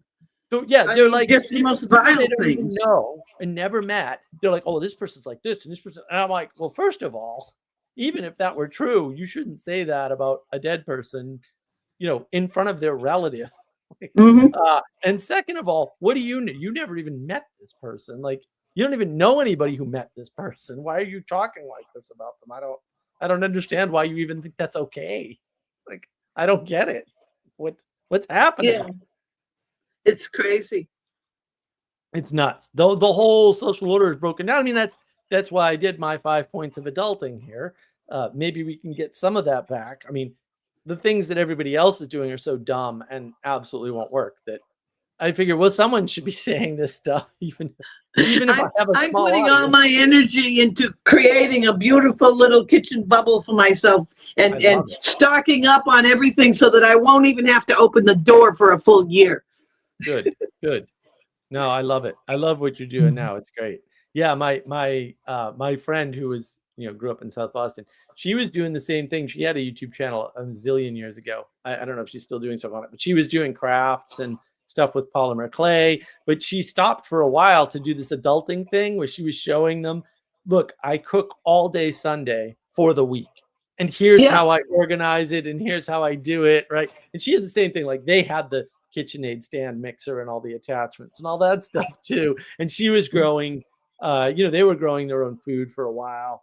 I don't think when they moved to Georgia, they were doing so much gardening, although we're doing a lot of gardening down here in South Carolina. It's great for gardens.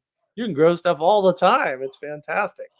But I never understood that about the South because I was used to New England farmers and everyone, even though we lived in town, everyone had gardens. And you come into the South and it's like you have all this beautiful land and it doesn't freeze.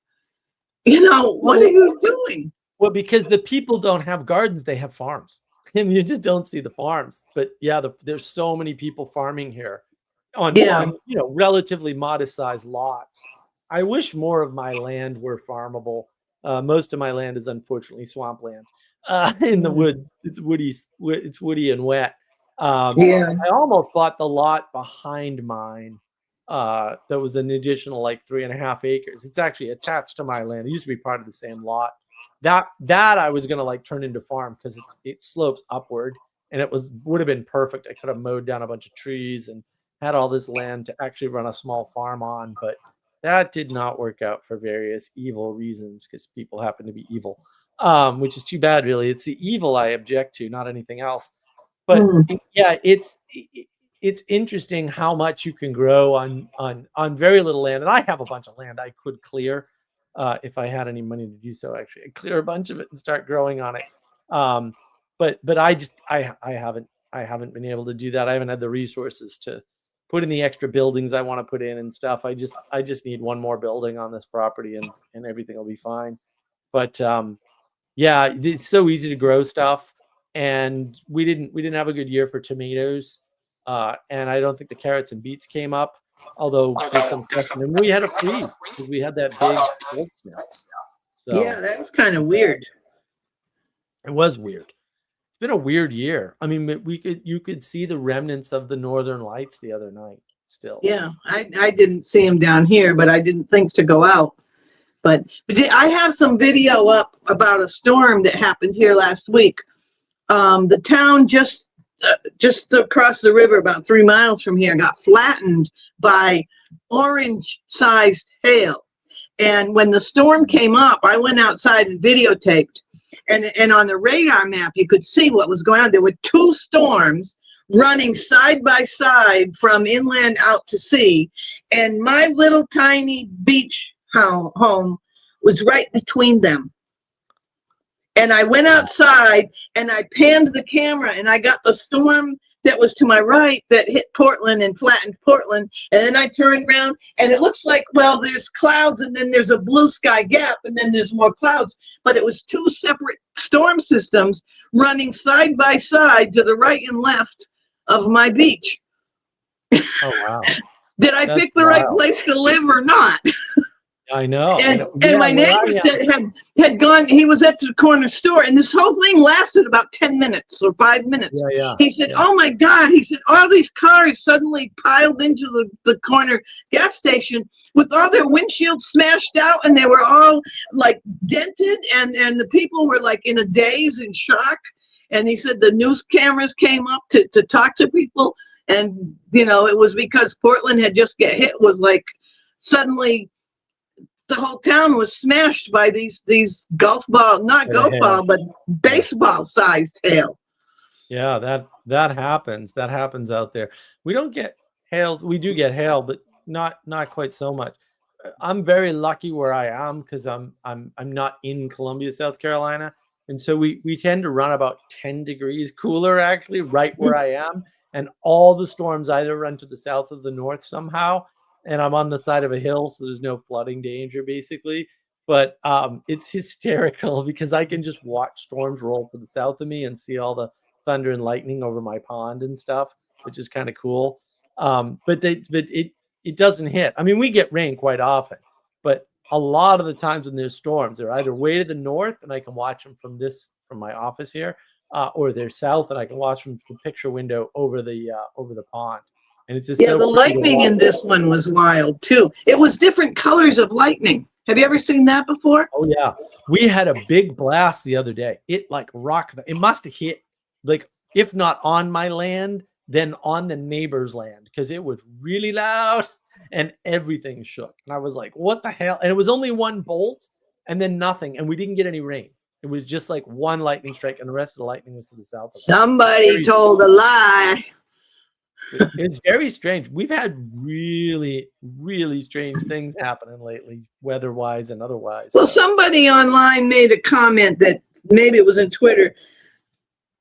We've never seen the Northern Lights come into the lower 48, and yet they've been down here about 10 times in the last couple of years. What's causing that?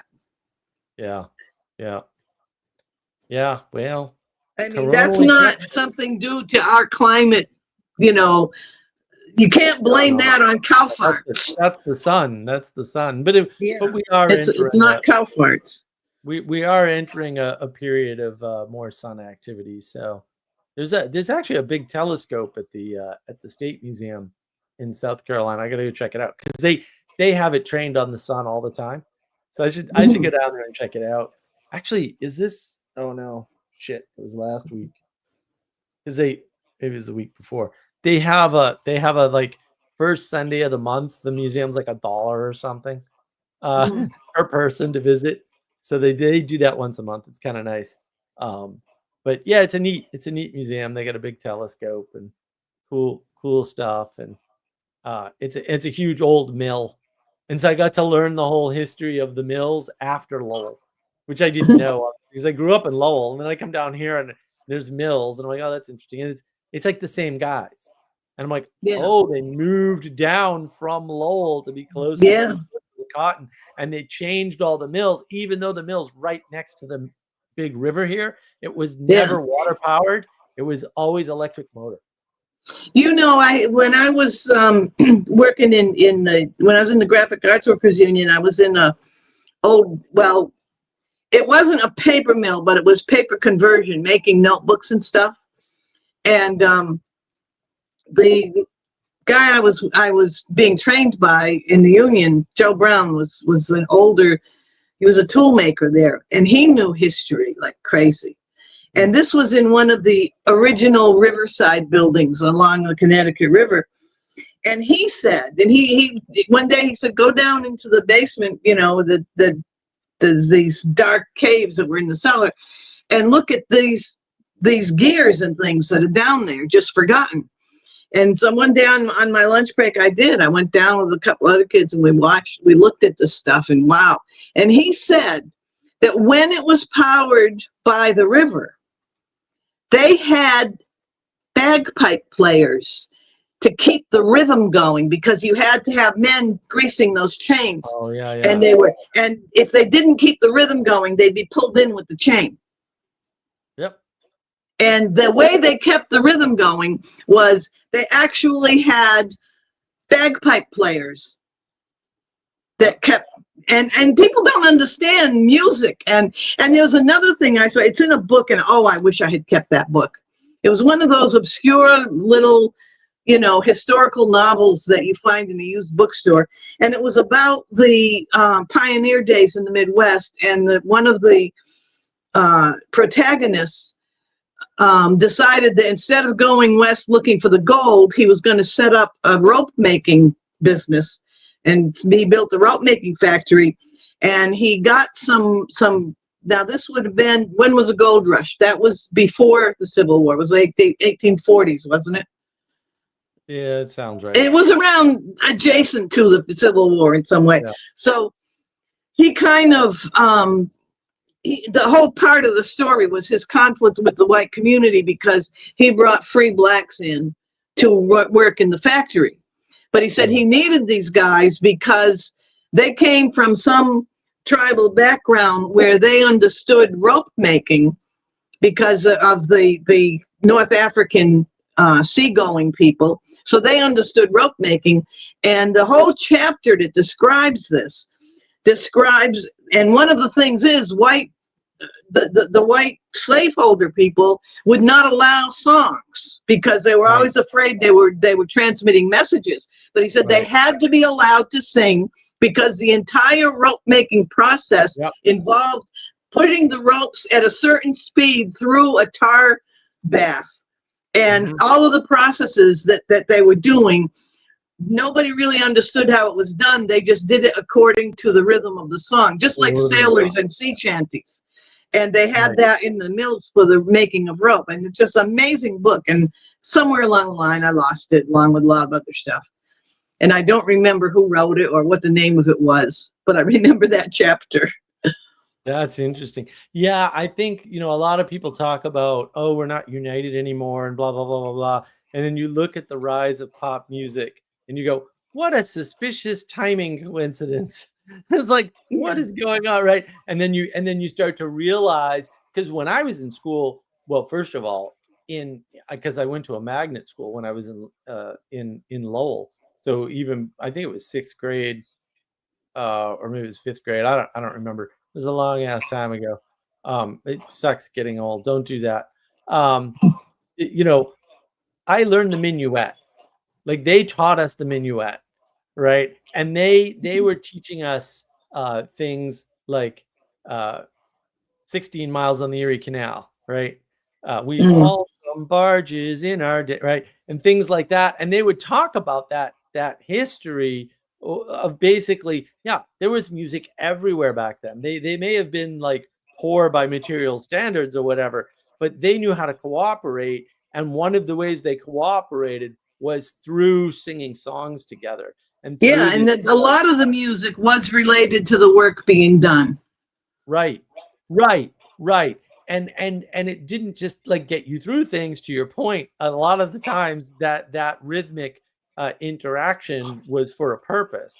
And then you see the rise of the corruption of that, through basically recorded music and bands like the Beatles, and then you can see the difference, or rather, I guess "see" is the wrong word, but you can hear and feel the difference, right? Because there's really only a handful of big bands. Everyone's copying them. Like Led Zeppelin and Pink Floyd are the two most obvious. We'll say, the Beatles might be another one, right? Everyone's copying those, like those three bands, right? And all the music is basically derivative of that. And people don't realize that. It's like, this is a really rare thing.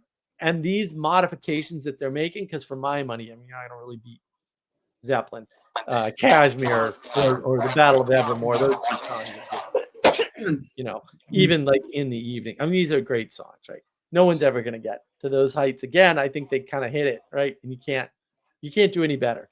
Or if you could do better, it would be indiscernible or something. But like, that's just not put towards a purpose, right? There's no telos there at all. It's sort of like entertainment style music. Instead I of have to stop for a second. I think I'm going to have to take a break, but it's all right, Denise. yeah, it's been good. I got to catch something. Yeah. Bye-bye. But I think honestly, there's something to the idea that in the old days they used music as part of their community engagement to build community, to make community work, to hold people together, and we don't even actually have that in common anymore. And we may think we do through like pop music or something. And don't get me wrong, I love me some, not the new stuff, but the old Tay-Tay.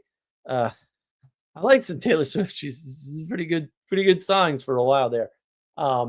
But that doesn't bind people together. Concerts don't bind you together. And I think there's something to that loss of that musical interaction that happened on a daily basis. It happened as part of your work. It happened at home because people would sing, right? My grandfather actually used to sing in French sometimes, the French Canadian anthem, I used to call it. And we've lost all that. Like all of that is gone for whatever reason. And we're also having these problems at the same time. And I can't help but think, why would those two things correlate so well? But music is a symbolic interaction experience that we have in common together, especially when you do it together in person. And the internet, of course, does away with all of that, unfortunately, which is a problem. And we have to use the internet to knit things back together and get people, we'll say, offline and into communities together. And as soon as this book is available, we're having some problems with our expertise, I will get that rolling. Oh, look at this. Father Eric. So nice to see you, Father. How are you doing? Uh-oh. You're here, but you don't hear me? Are you here? I'm here now. Oh. How are you doing? It's good to see you. I just got some adulting done. Excellent. Yeah. We are ordaining 5 men to the permanent diaconate tomorrow. Oh. So these are married men. Usually their children are somewhat independent by this point, and they're getting ordained for further service to the church. So we had a rehearsal tonight, and that was, this is something that the bishop's given me responsibility for. And so excellent. I had to go attend to it. But, the rehearsal went well, and they're good guys, so it should all be good. That's great. So, I mean, you're a big music fan.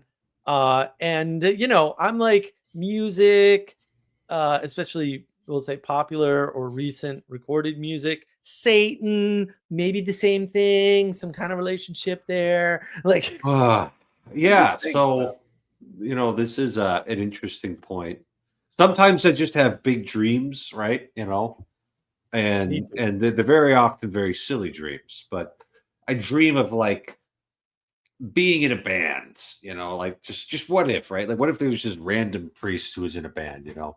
And I almost think it would be better if I refused to Mm, record anything, yes. right? It's like no. Yes. And to refuse to go on tour unless a cardinal asks me to go somewhere. That's awesome. That's awesome. So I had a big idea related to music, which my buddy actually rather liked. And he was in a band. This is the guy who went to MIT, PhD, very smart man. Was my roommate actually on a couple of occasions. Come to think of it, yeah, we lived together in a couple places. But I told him it would be cool if we had a band that played two like completely different genres of music, Mhm. and then like they showed up and like with the wrong instrument set and like said we're the whatever wrong band name and started playing the wrong music, and nobody saw that, just pointed in the crowd, went oh, and then switched instruments, and he thought that was a riot. So unfortunately, that's as far as that went. He went into a band. I am musically inept for various reasons, which I've talked about before. But like this idea that music sort of holds us together. And of course, you know, when I was in Ireland and we were looking at all these, every freaking church had a pipe organ.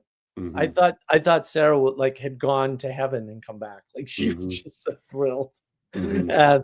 But like this idea that the pipe organ and the bells and the choir, like all are part of this uniting in this higher thing. Because of course you're in a church and church is pretty high. Mhm. It's not that hard. Mhm. Right? And so that there's something to that. And like I've always been a big fan of jazz. In fact, I used to go out every Friday night. I used to go out to this particular bar that I knew about because people that I knew, their basically their kid was owning the bar, Mhm. and I was just supporting them. But like they had a jazz night, and I love live jazz. I Mhm. love Mhm. live jazz. Um, so I've always like had a preference for that. Not that you're taking my Metallica or my Zeppelin away from me. That ain't happening. But like I do have a preference for that live music experience, and it's interesting too because I'm such a crazy person. Like I do not like the live versions of any Led Zeppelin songs. Like, Mhm. forget about it. Like, once I hear that perfection, I want that every single time. I don't want Mhm. any deviation at all. Mhm. But I Mhm. love live jazz, and they can play whatever they want. They can play the same thing twice, and it won't be the same because live jazz is not supposed to be the same. And I think Mhm. that's wonderful. So I've got this weird dichotomy in my head about this. Well, But that's it's sort an of like adaptation, that's right? one of the like inevitable effects of the way we record music now Yep. is you could Yep. do as many takes as you need. You can clean things up. They can Yep. do electronic pitch correction. That's been around for a while. Yeah. Yeah. And like it doesn't have to sound auto-tuned. It can sound real smooth and natural. Yep. And you might not even necessarily notice it, you know, and then like that gives you the expectation of what it's going to sound like. Although a couple weeks ago, I listened to the, I think it was side 6 of the Yes Songs album, which is all live recordings, and it's got their live rendition of "Yours Is No Disgrace," where Mm, they kind of just let it hang out and jam. And, oh, it's yeah. so good! A lot of It's so jam. A good. lot of jam. Yeah. And so I was a fan of that. But there's a sense, right? And you were talking about how music can hold a community together by pointing to the highest and that sort of thing, and maybe even being participatory too, if it's not one of the more elevated and technical pieces. And you notice the way that music functioned in the cultural revolutions of the 1960s, right? It's like Mm, everybody was listening to the same bands, and like that's how they were getting the message out. It was very powerful. yeah. And like it becoming an instrument of mass culture. And so it'd be fun if you got to say, "Oh yeah, I know everybody in the world wants to listen to me right now. It wants me to go on tour, but I'm not playing around with the machine. If you Mm. want to see me, you have to come to Fargo." Yeah, Like yeah, yeah. I think there's just something correct about that. Well, But there and and there's Rush famously has a song about that, right? And like all the bands. So I've been listening to Adam Reeder Mhm. on YouTube, right? And he's got this interesting YouTube channel called Professor Rock, and he's just telling these stories, and it's like it's like of course that's how it happened. Like these are the patterns of human groups, right? Like they're 100% clear. It's how they play out. Music is a little bit different, obviously, and like you get the sense these are rich kids. They have money, almost all of them, and Mhm. this is their hobby, basically, right? Mhm. And it's like you grabbing like Lego sets and putting them together. Except their Lego sets are bands because they have money and they can afford that, right? For the most part, there's a few tiny minor exceptions. They get chewed up and spit out usually. But like that whole interaction, and it's amazing to hear how bands split up and how songs happened, and how like in the 70s, like there's 3 songwriters and they write every band songs and stuff. There's all this weird stuff going on that you'd never expect. And so I keep getting drawn back into listening to this channel, you know. It's very long-winded in my mind. I'm like, Mm. give me the data. Give me the data. I like the story, but tell a little quicker. Like cut Mhm. some of this stuff out. Like, and, They and get it- more ad revenue for longer videos, Mark. maybe I don't know about that, but I don't know anything about ad revenue anymore, Father. I've tried to figure it out, and it doesn't correlate to anything. But Okay. that may The be people all who the wa- effects people of who my watch channel. Matthew Pezio probably use ad blockers, don't they? I don't think so. That 10x'd my revenue right there. That one video that did quite well. I'm quite pleased with that. We're almost back to the numbers we had last year. Great, thanks. 6,000 views, 6.3 thousand views on a single video for me. Yay! Finally, my biggest video is not on my small channel. Thank goodness. It's not about Linux of all the stupid things in the world. But yeah, I mean, there's this whole thing about how music unfolds, and like, so you can say like, oh, everybody's listening to the same music, but they weren't, right? Because there's a contingent of the hippies that were deadheads. Mhm. They're very different from the rest of the hippies. Mhm. Now, none of the hippies are good, and they're bad in their own way, I guess. And I'm not a fan of any of them, actually. If I could outlaw one thing from the universe, the hippies would be it. Unfortunately, it's a pattern of human behavior, so yeah, we're kind of stuck with it. But and I think it was Burn Power, the Anadromous channel, which I actually do like, although I don't listen to it nearly enough because it just Burn takes a very long time to say very simple things. I love Burn to death, but my goodness, and he's way too into the music. His music is way too long. But I think it was in How We Got Here, which is an excellent series if you have a long road trip. That's how I did it. It works out rather well for you.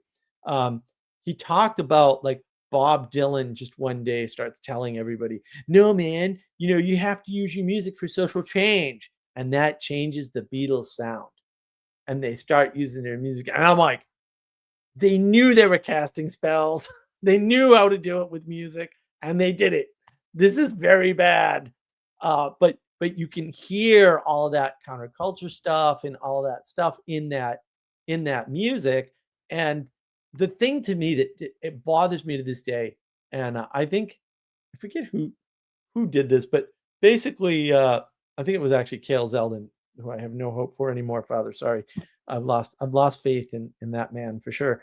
Well, I he think was it was never the him. proper object of faith, but go on. He was saying, fair enough. He was saying something like, "Oh, Jimi Hendrix, right?" And I was kind of like, "Is it worth it? Is it worth the man's life to have that music, or would we rather all just do without his maybe genius guitar, whatever? I don't care, but have him on the planet, because that's really the decision you kind of made." Mm. And do you understand the trade-off there? And Janis Joplin, I mean, we could go on forever, right? All the ones, particularly during that time, that were doing that type of music. And I think like I would actually make the case that there has to be something transcendent about Led Zeppelin, because Jimmy Page did not die of a heroin overdose somehow. And that is definitely like, I'm sorry, but like there's something to that. The Pink Floyd guys, right? Even Rush. I mean, when you hear Geddy Lee talk about, because he did an autobiography recently that I listened to, thanks, Dr. Jim. Dr. Jim, well, that was from Arkansas, actually. Dr. Jim causes all these interesting things for me to learn. He talks about the cocaine period of Rush and how they didn't sound as good and all this. And I'm like, oh, it's so interesting. And they came out, relatively unscathed, I guess. So you hear these tropes and these patterns in there, and they're all around music. And one of the things we've lost as community, and at the same time we lose the music. And music in church is supposed to be participatory, right? You're supposed to not only just be there in person, but also sing. And as Denise was pointing out, during work, you would sing. I mean, the whole Erie Canal song is the song of traveling on the Erie Canal, right? Like you're supposed to be singing it. Like they were singing it on the boat. I only know a couple of verses. I don't know how many I learned when I was in school, but I only remember a couple. I remember them pretty well, actually. I frustrate Sarah by changing the lyrics slightly, because if I see a sign that says like 22 miles to something random, I'll just start singing 22 miles on the Erie Canal. And she's just like, what are you doing? Cut it out. And I'm like, no, this is how you do it. You're supposed to drive this way. It's very, very fun. So yeah, I think there's something lost because we don't sing together, because we don't have the music. We don't do that anymore. And it kind of breaks things apart. Right. So this, and I don't know how to fix it, because Chesterton pointed this out. He's like, you hear the song of the people in the fields, but what would the song of the banker sound like? Or the song of the constable, like what do these sound like? And it's like, oh yeah, you really can't imagine a bunch of bankers coming together and just singing in the workday. That's fascinating. Yeah. Chesterton is just Chesterton's an endless perfection of a critique of, quote, modernity, or whatever you want to age of gnosis. He noticed a lot of things. He was really that's why we keep on talking about him, because he was he nailed it. Yeah, a lot of stuff, he nailed it. So there's the whole thing, I gotta find it. There's some Chesterton that I have to read. I lost it in Telegram, because Telegram is just complete garbage. Like no one can design software at all anymore, or no one even tries, but that makes it worse.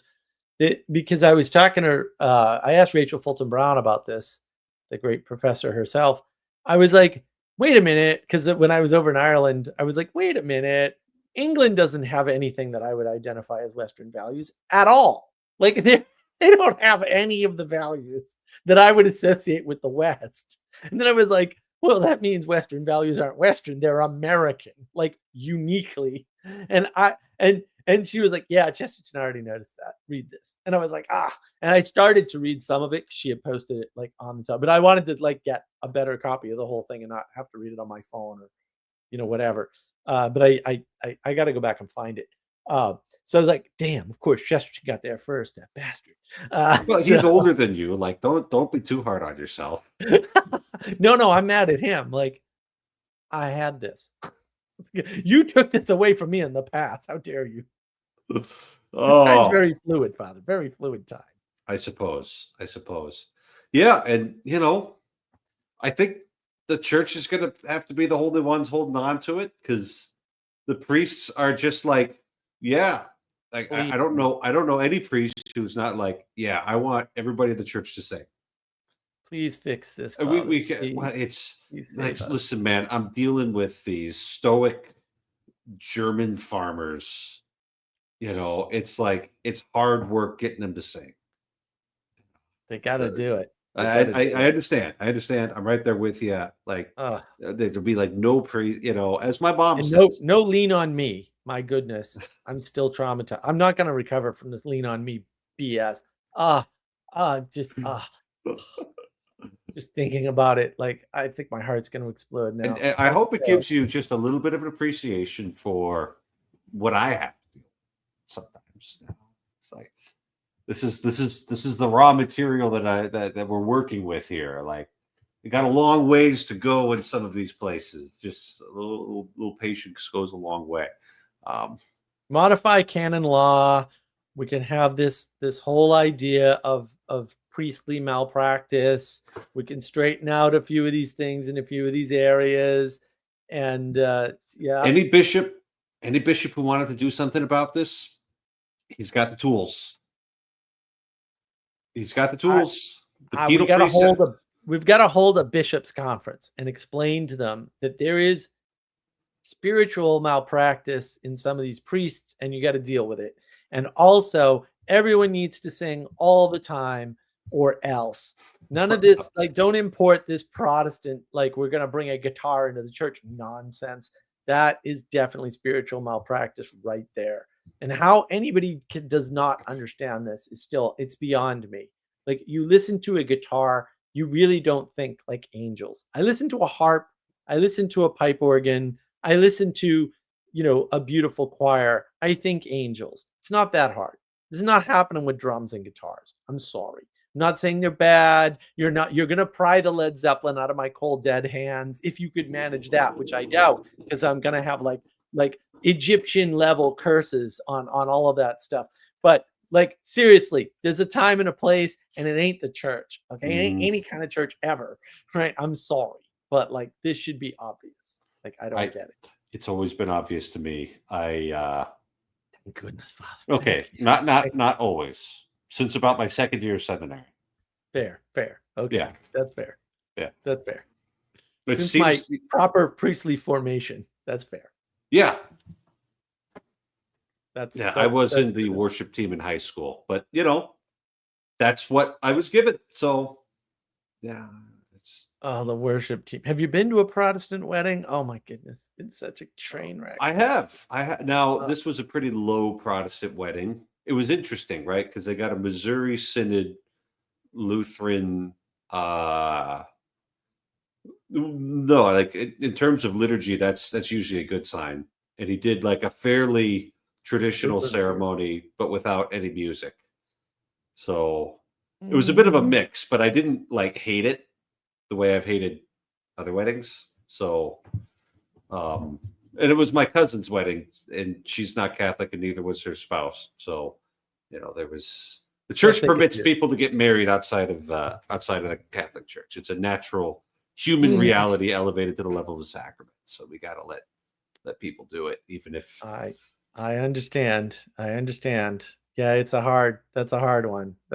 Everyone's flipping out on Twitter. I guess the Pope met with some LG alphabet soup, clearly spawn of Satan type people, and everyone's flipping out, or at least the Ortho Bros are, because that's the Pope met with them. Apparently, some kind of like contingent of like a priestly whatever group of these nonsense Satanists. Well, if the Pope wants my help with anything, he'll have to ask for it. There you go. That's I like that. Well, I'm ready to go. Right, like he wants me to be a notary at the Roman Curia somewhere. Like I'll pack my bags. We'll figure it out. But otherwise, I thought it was interesting. I'm of two minds. I mean, on the one hand, you can't change things from the outside as easily as you can from the inside. So maybe that's still the right answer. But also, are you sure we can't just get some firewood going here? I mean, it's like, let's be realistic about how solvable these problems are without a good old bonfire. We got to consider. That's all I'm saying. I am not authorized for a bonfire. So fair. Yeah, I got to work with it's just regular old moral authority. The witch trials did nothing wrong. That's all I'm saying. That's fine. I think there were some procedural problems in a lot of the Protestant ones. Well, the Protestants don't have procedures. That's why they have random procedures. Like they don't have like straight right. It's just like, well, there were far fewer witch burnings in Catholic countries because I know we followed a procedure, and a lot of times it's like, yeah, she's crazy, but she's harmless. Like, leave her alone. And other ones is like, huh, yeah, we got to burn this one. Everybody hates the Spanish Inquisition, and they don't realize everybody wanted the Spanish Inquisition judgment over the local authority judgment, because the Spanish Inquisition was probably not going to kill you. But the local authorities almost certainly were, because they were bastards. So yeah, no one realizes that. It's like, we read a little bit of history, guys. The Spanish Inquisition was good, not bad. Not that they didn't make mistakes. You want to see that? Watch The Name of the Rose. Great movie. What a great film. Maybe that's what we could do in the symbolic film thingy. But I am thinking of doing that. It was brought up again, so it's like, okay, maybe we just need to do that. But we're gonna do Good Will Hunting first. I gotta get a like a checklist thing. Like, if you're gonna participate, I can't make you, but actually you should follow this little outline when you watch the movie, and then bring that into the discussion. And and then I got to figure out if we're actually going to do it on video, or if we're not, if we're just going to do it on the Discord and all that nonsense. So comment below and let me know. Yeah, that might give people a little bit of FOMO there. Yeah, maybe, hopefully. Yeah, I need to know if I want to put my time into. I got de Tocqueville's Democracy in America and immediately decided we're not doing a book club on that, because it's 5 billion pages in the smallest possible text. And I'm like, nah, I've died. Been there, done that, suffered through Moby Dick. This would kill me. It would be worse than Moby Dick by far. Because A, it's a translated text. B, it's in very, very small text. And it is like 700 pages or thereabouts. It's between 600 and 700 pages. And it's an enormous tome. And I'm just like, I can't. As much as I even want to read it, I'm like, I don't even think so. Now I'm like, why do I have this book? And then I'm like, oh no, Taleb says have lots of books on your shelves that you're never going to read. So I'm good. I think Taleb's right about that. Huh. Yeah, Umberto if I didn't have to move so much, that'd be very easy. Oh, I know. Oh, it'd be easy for me. The guy was in bookstores in Ireland, and it's just like, to me, it is a Herculean task not to buy a book, especially when you're surrounded by so many good. They had a book. It was huge. It was really thick, but it was like a book on the history of maps. And I was like, this is the perfect book. No book could be better than this. Like, I was just like, and I'm like, no, do not buy the cool book. You do not need this book. You will have to haul it home with you. You'll never read it. You're never going to read it. I mean, I'd probably like thumb through it or something at some point when I was bored, but like, seriously, do not do this to yourself. So I managed to not do that. I mean, I still haven't taken the books out of the shed, and I got a ton of books. There's some books in my collection I'm sure I haven't read. There's a few that I just don't know, but I definitely have books I haven't finished. There's no question about it. Yeah, I've got my 9-volume set of a history of philosophy that I got through 3 volumes of. That's yeoman's work. I would never suffer that sort of thing. I lost steam in about the 16th century. There's no philosophy that far out. Like, everything after Plato is just footnotes. And yet when I tell people every philosopher after Plato is garbage, they get all upset. I'm like, this is not even my idea. Like, lots of people have observed all philosophy past Plato is footnotes to Plato. I don't know. This is not a controversial idea in philosophical circles. I think you guys just haven't met a real philosopher who actually has a PhD. That's all that is. You're just dumb. Like, this isn't, or academic philosophy is just like completely corrupt. It's a 50-50 split. Well, it is. I mean, Lantern Jack was a great YouTube channel. You should watch it. I actually talked to John Vervaeke twice, and dispensed with a lot of Vervaeke's misunderstandings of philosophy, which I thought was interesting. But he talked about this. Like, he went to all of the great schools when he was younger, like all over Europe and stuff, and talked to the heads of the philosophy department. Occasionally some very famous people, and basically the majority of them didn't understand that the fact that they were not seeking truth at all was a problem. He was like, well, I understand that you don't think you're seeking truth, but everybody who's not actually in the university thinks that's what you're doing. And like, boom, right over their heads every time. And he was like, I don't understand why they don't understand the significance of this. They think they're paying you to do this, and you're not doing this. That might become a problem for you at some point. Nope, not these idiots. They're so disconnected from reality. They had no idea this could be an issue later down the line. But, basically, panda person. All science footnotes to Newton. No, not even close. Newton didn't really do any science. He was an alchemist, rather explicitly. And he was doing it for spiritual reasons. He's trying to use the material to get closer to the spiritual. And I think that what you'll find, it doesn't actually take that much research to find this, is that the idea of science in the quote modern sense is a lie. And that all they do is lie about absolutely everything. They lie about what they're responsible for. They lie about what advantages science gives you. It's all lies. They lie about Galileo, who was put up in a beautiful home with servants.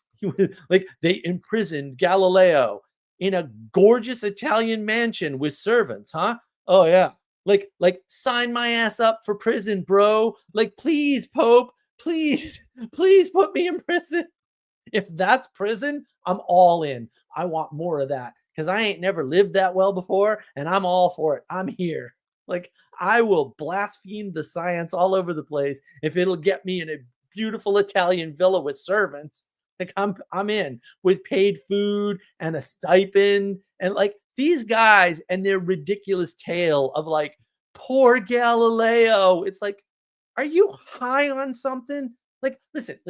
If that's a drug that you can take and you're not sharing it, that's a crime. I want to be that delusional about the world, if only for a while. My good, these people, like, they're all scumbags. They all completely lie. Look, dude, this is not hard. Mark, it's dark outside. All right. Yeah, I just wanted to stop by and say hi. So you're gonna go to bed. All right, I'm gonna straighten out panda person here. Because Kirk needs to straightening. Good luck, panda Great person. to see you. Thank you for joining. Yeah. Talk to you soon, Father. Talk to you soon. Bye. This is. I'm gonna close this down after this, Kirk. This is 0% hard. Science is just what Karl Popper said. It's a methodology, okay, that allows for validation. Science is just independent validation. That's all it is. Science is a method for validation that reduces personal bias. You have a personal private perspective on the world. It's very limited. So the things you see when you do experiments even could be easily misinterpreted by you.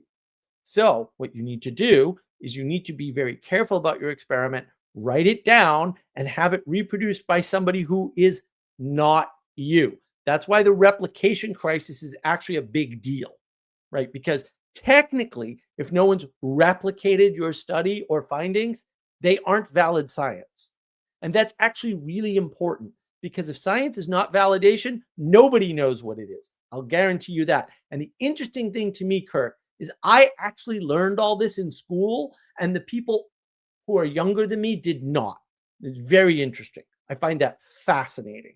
So science is a form of validation, independent validation of your ideas and your observations, right? It all stems from observation, right? And a lot of the things science takes credit for, like sometimes idiots will say things like, without Einstein, we wouldn't have GPS. That is the dumbest statement ever. The idea that you can use the difference between two clocks over a distance to figure out where you are on the planet, way before Einstein, guys, and it was in use. So wrong, completely wrong, right? Science often takes credit for things that engineers did.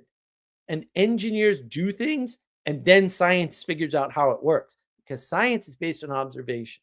So it's engineers and inventors that actually do the things. Probably the world's greatest scientist in terms of execution of scientific method and the, we'll say, utility of using the scientific method is still Thomas Edison, 4th grade education. Do with that what you will, okay? But he followed the scientific method before Popper was around, as far as I can understand, before Popper had sort of, given it to the world or whatever, and it worked. right? But he was primarily an inventor and engineer. He was not a scientist, and he had no education. Okay, so this whole education science psyop is a psyop. It's a load of garbage. You absolutely need, and to be fair, only need independent validation. That's all that you need. Okay, and that has great utility because it keeps you away from the problem of seeing something in the world and thinking that you're right about it, because you're probably not. Castle, it's good that you're here. In speaking thus, does he not most clearly follow the error of the heathen and foist upon the simple faith of Christians the ravings of philosophy? Saint Jerome. I don't know who Saint Jerome is. Sounds good. Man called it back in 409 or 410. Seems easy enough to me. Yeah, well, independent validation is super important. That's one method of cooperation, almost purely propositional, by the way, which is sort of interesting, right? It sort of fits with this idea of the age of gnosis, where knowledge is the highest value. What's fighting? Oh, religion and science are fighting, or at least religion is not fighting science because science is the child of religion. There's no question. It's like the science try to weasel their way around that because Immanuel Kant's retarded or something. But also Immanuel Kant's retarded. Like if you listen to that guy, it's sort of obviously wrong. His four base propositions are just completely incorrect and observably so, right? And also he didn't say what you think he said. But whatever, different problem, right? But then there's this battle, or the battle of two books. I actually have a live stream on that. I forget what it's called though, because I can't remember all my videos anymore. AI coming soon to fix that problem, actually. You start to see it's propositions versus participation. Science is propositions, and it relies on propositions. Propositions aren't bad, and nobody, you need propositions. No kidding, we're on the internet, I'm using propositions. It's not that hard. It's not hard to figure out that I don't hate propositions, but they can't be the primary thing because they're too flat. Language sucks, or at least spoken languages suck, and written languages suck. Right? They're terrible, right? Versus participation. Religion's participation. That's why we talked about music, right? And how that is a participation with the people around you. Super important. I've been reading the Critique of Pure Reason by Immanuel Kant, and he sounds like a pretty smart cookie. Well, yeah, that's because you don't notice that his beginning theses are all observably incorrect. And if you miss that, everything else he says afterwards works. But you know when else that's true? Every other time for every other person. Logic, reason, and rationality are all, if you use them correctly, they all fit anything together perfectly. Okay? The greatest genocide that everybody's all upset about that ever happened was scientifically valid, perfectly logical, completely rational, and totally reasonable. Also, bad, evil, and wrong. Because there's no overlap between those two things. Things can be logical, reasonable, and rational. There's a reason why eugenics keeps coming up. It keeps coming up. Why? Because we're in the age of gnosis. And in the age of gnosis, eugenics is the materialist answer to a spiritual problem. It actually is. It happens to be the wrong answer to any problem, by the way. But there's no facility for understanding that because people probably misread it. One of these days, I'm going to do it. One of these days, I'm going to go do the research and show you that it's an actual mistranslation, because I'm sure it is. Because Immanuel Kant is dumb, but he ain't that dumb. The man's not completely stupid. But his four base premises, things like, philosophy shouldn't be the handmaiden of religion. That's almost certainly a mistranslation. That is necessarily incorrect definitionally. So if you derive things logically from that axiomatic statement, which is one of his axiomatic statements, you will be wrong, period. It is people are fooled in the same way Karl Marx fools them, right? Karl Marx actually tells you, it's a battle between communism and capitalism. Communism is a form of government. Capitalism is a form of economics. Sorry, communism has nothing to do with economics. It has to do with governance. They lie about that. See my video, The Trick of Socialism, for how. It's a very easy trick to play on people because people are dumb. We're all dumb. We fall for things. Everybody falls for things all the time. I fall for things occasionally. I fell for the moon landing thing for about 45 minutes. Then they said something really dumb, and I'm like, oh, I'm a photographer. I know you're wrong about that. Then I did my research. Right? People fall for things. It's not that hard. Right? But Immanuel Kant, retarded. That easy. Castle Adams. Edison also tried to use the telephone to talk to ghosts. Well, yeah. That's the interesting thing is all these inventors and these crazy, like Henry Ford, these guys, like they were filling the gap that a Protestant country would necessarily need to be filled, right, by a unified religion. So a lot of these guys, I think it was George Pullman actually who started this whole thing. They did company towns. In the 1900s, there was a freaking company town in South Carolina, up in Great Falls, with company money and like, so they had a mini government almost, although it wasn't. It was run by a corporation.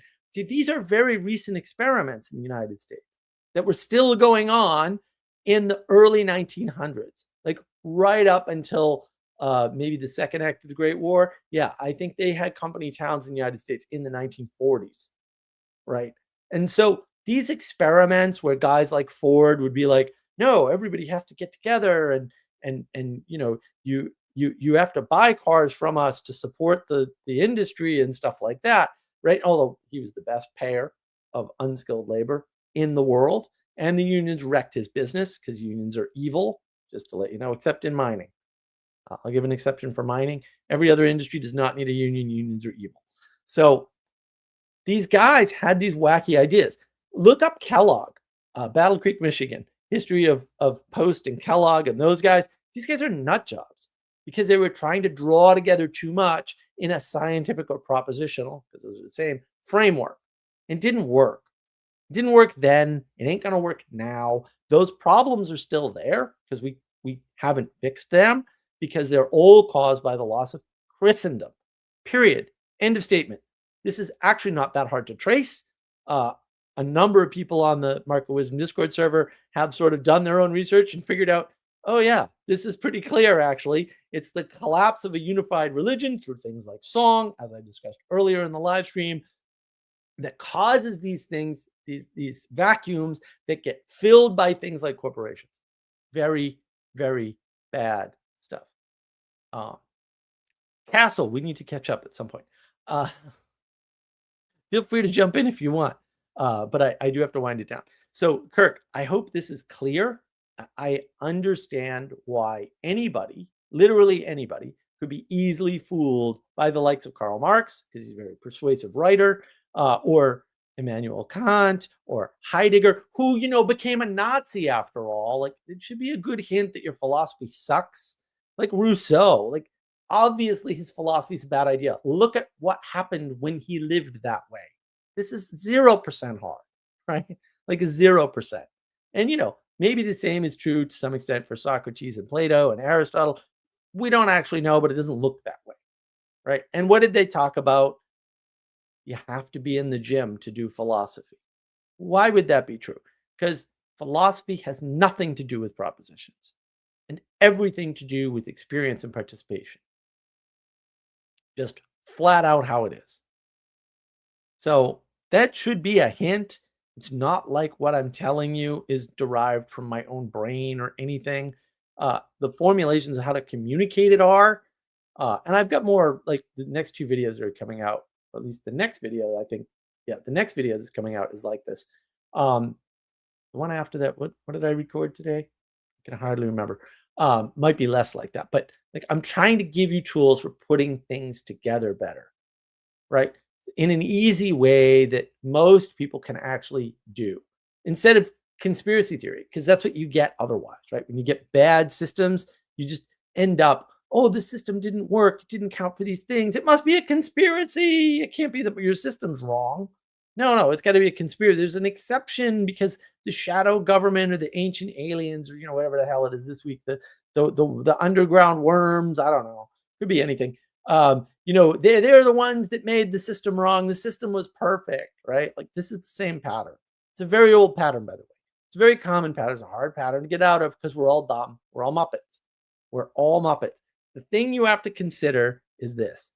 You have to consider that you're a Muppet. And maybe that's the problem. That's why you can't understand the world. And there's whatever. Most people who ever lived never read a philosophy book in their lives, and they had way better life than you have.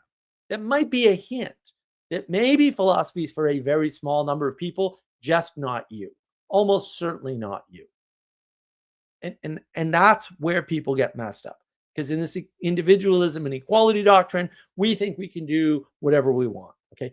Most people who are in software, developing software today, are horrific programmers who shouldn't be allowed near a keyboard. And if it were in my power, I would snap my finger and make sure they could never touch a keyboard again, ever. Because they're that bad.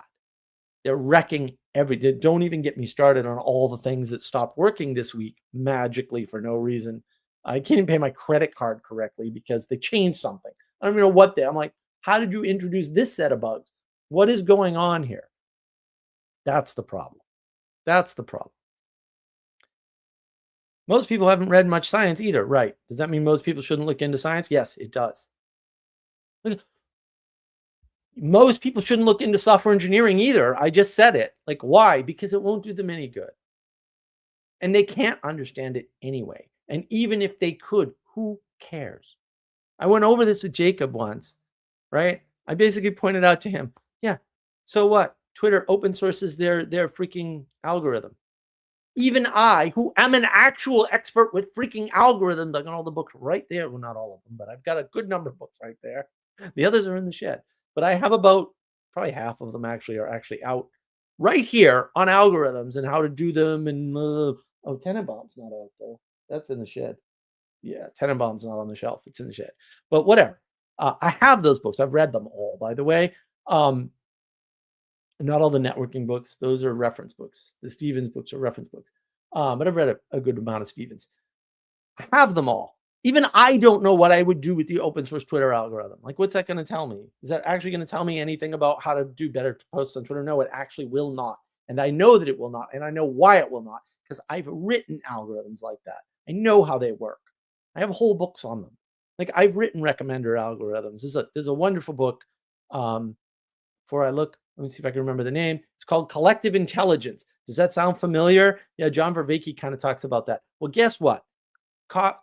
CompSci got there before CogSci, right? CompSci was already on the intelligence. The whole point of computer science is to mimic some form of human intelligence. So we're way ahead of CogSci, right? That's why I resonated with John's work and then immediately found problems with it, because actually the things he's talking about were resolved by the computer science people, by von Neumann and guys like that, right? We actually have, the swarm intelligence guys actually have a definition of intelligence. It's completely reasonable, way better than anything you have in CogSci. So what are you going to do with science? Nothing. That's what you're going to do. You're going to do nothing. You do exactly nothing. Know all the science you want. It ain't going to help you. You're going to find a flaw in it.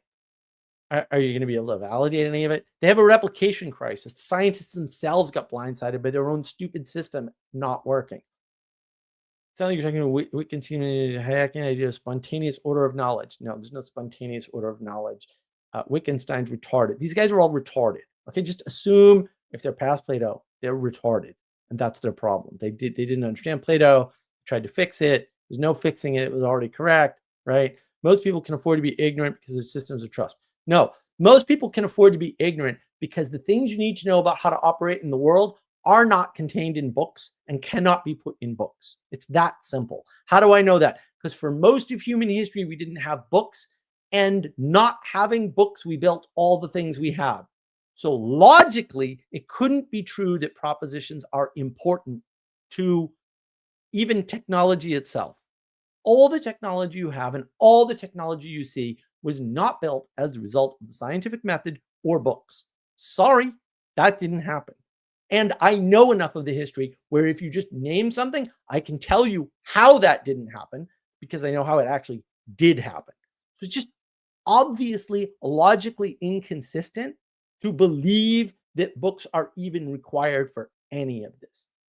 Thomas Edison had a third grade education or fourth grade education, something like that, right? Period. End of statement. He did more to change the world than any of these idiot philosophers ever will have done. no matter how long the universe lasts, will not have the same impact, period. Think about that. C.S. Lewis is macking on Henry Ford, and fair enough, Henry Ford has lots of flaws. Henry Ford did more to change the world than C.S. Lewis will ever have done, period. And that already happened. It's too late. Like that race is already won, right? I'm sorry, but also clearly true by any possible standard. So logical consistency can actually give you the answer that this science thing is largely a psyop, and not that we need to get rid of science or we should shoot all the scientists, although I'm kind of coming around to that idea that if they want a war, we should just shoot them all and get the war over with, because they're all weak anyway. We don't actually need them. We'll be fine without them. We were fine without them for thousands of years. We'll be fine without them for 1,000 more. It'll be fine, right? Like, obviously we don't need that. And I'm not saying get rid of it and, whatever. I have a whole Fall of Academia. You should watch that video. It should explain most of this, actually, right? The utility and what happened to it and why it's no longer useful, right? Check these things out. This isn't that hard. Actually, going through my whole channel, especially the early videos, will probably explain to you how all this works, and you won't want to read those books anyway because you don't need to. You're just wasting time that you could spend better by participating with people, maybe sing a song together with your friends, right? Or, heaven forfend, do the early Jonathan Peugeot thing and go to church, where you learn to cooperate with people who you may not want to cooperate with, and you learn to go someplace that you may not want to go on any given day, which is a skill that you need. Mark, do you believe it's not appropriate to learn propositions? Oh, of course, I use propositions. Why is this hard for people? Do you not hear me speaking? Did I not write a book? Okay. Obviously, I understand the utility of propositions. My argument is, I know how to use them better than most people, because that's evidently true, right? No, it doesn't do anything for your mental muscles, okay? Propositions are a flat version of the world, and they destroy your ability to think. Books in particular, this is well documented. Chesterton talked about it. I think even C.S. Lewis talked about how academia bad. Actually, C.S. Lewis, yes, that's in his quotes, right? This isn't that hard, right? It's really not that hard, okay? You're not exercising your mental muscles to any great degree when you're reading a book, because it's limited by your personal private perspective. But when you have to get along with somebody else in person, boy, that takes a lot more mental energy. It's very tiring. That's why people who like books. Oh, I get to read a book. That's easy. Yeah, it's relatively easy. It's way easier to read a book and hide from people than it is to deal with people. I 1,000,000,000% agree with that. I don't even like people. They annoy me to no end. And so I know this personally, and yet I sacrifice. And I even talk to Father Eric, who's a good Catholic priest. He's very hard to talk to because he talks all this stupid Catholic stuff that I know nothing about, right? So his proposition and my propositions don't overlap as much as I would like, right? But like, having that skill is way more important than anything you could ever read in a book, period. End of statement. Observably, rationally, logically, scientifically true. Like, there's a mathematical proof for that fact. This is what boggles my mind. What system are you using where you're not on board with this? Because any materialist system will come to exactly the same conclusion. It's exactly the same conclusion guys like Wolfgang Smith and Dr. John Vervaeke came to, actually, right? So there's a Meaning Code episode with both of them on it. I think they were on there 2 or 3 times, but I think it was the last time they were together on there. And the story is very clear. And it's a very simple story. They both tell the same freaking story. It's actually the same story. Oh, I went into science because I thought science had all the answers. I found out science didn't have all the answers. So I went to philosophy because I thought it had the missing answers from science. I went into philosophy. I did the philosophy thing, and I found out the answers weren't there. And then their stories diverge, right? Right? Because one of them is Catholic, and then there's John Vervaeke, right? And so there you go. Like one of them found the answers, and the other one is still off without answers and some very useful tools, to be sure. Although I continue to argue, he doesn't know how to use the tools and the stuff that he himself pioneered in some cases. You can go, oh, Mark, that's just you being whatever. Okay, go watch the Knowledge Engine videos. Now I think I have 3 of them. Go watch them. And you tell me if that isn't a better, more useful, more utilitarian, more mathematically correct system than what John Vervaeke proposes. Go ahead, tell me. Because I'll tell you one thing. I'm definitely an expert in John's work. Definitely. I may not be the top expert in John's work, but I know it pretty damn well. And we definitely improved upon it. And that is observable. We've used it to help so many people. And we didn't use any books. And there may have been books involved in the process, because there certainly were in some cases, book clubs, for example, right? But it's the opening up. Like if you're going to read something really hard, like Plato's Republic, and thank God I read that in a book club and not on my own. It was so much richer in experience, and you can watch that on the Texas Wisdom Community YouTube channel, and I suggest you do, because then you're going to see how ridiculous it is that you could read a book and get out of it what we got out of the book club. No single person can do that. It's almost impossible for anyone to do. And even if someone can do it, that person ain't you. So don't worry about that. Read Plato's Republic with a book club so you get all the stuff you missed. And look at how many people missed the point of book 7, particularly the allegory of the cave, which is the beginning, and the corollary allegory at the end, which I have a video on, The Lie of Plato's Cave, right? Just go do that one experiment and you tell me what freaking book these people read that came to the conclusion that Plato was talking about individualism in the allegory of the cave. Clearly, they didn't read any of the passages of the Republic where he says 56 billion times approximately, I counted them on my fingers of one hand, right? None of what you're doing is for you. It's all for the city. Over and over, it's all throughout the text. It's everywhere in the text. And you think in this one allegory, he was talking about individualism and breaking free from the grips of society. He's not Rousseau. Rousseau was an idiot and he was wrong and he had a horrible life because he had a horrible philosophy. Hint, hint, right? No, Plato knew better, because the end corollary allegory is, oh, we have to take the individual away from his pursuit of philosophy, pure philosophy, which would make him a better person. Explicitly, Plato says this explicitly in 3 different translations. I'm fairly sure the translation's right. Oh, we have to take him away and drag him down to the bottom of the city where he can make observations and tell everybody about his observations and basically get rotten tomatoes and fruits thrown at him because nobody likes to hear that they're doing something wrong. No accolades for him, which is the same as the allegory of the cave, by the way. The 2 stories that bookend book 7 have parallels. That's the whole structure of the entire Republic, by the way. Lantern Jack has a great series on this. You should listen to that. I actually listened to a series before I read the book. It's just funny. But thank you, Dr. Lantern Jack, who is a friend of mine, by the way. Wonderful, wonderful guy. Wonderful guy. Yeah. And you tell me that you can just read Plato's Republic by yourself. Go ahead. I'm going to believe you. I already don't believe you. I already don't believe that anyone's arrogant enough to think that that would work. I was never arrogant enough to think that would work. I never tried to tackle that book by myself. And I am so glad I didn't. So glad. Moby Dick, same thing.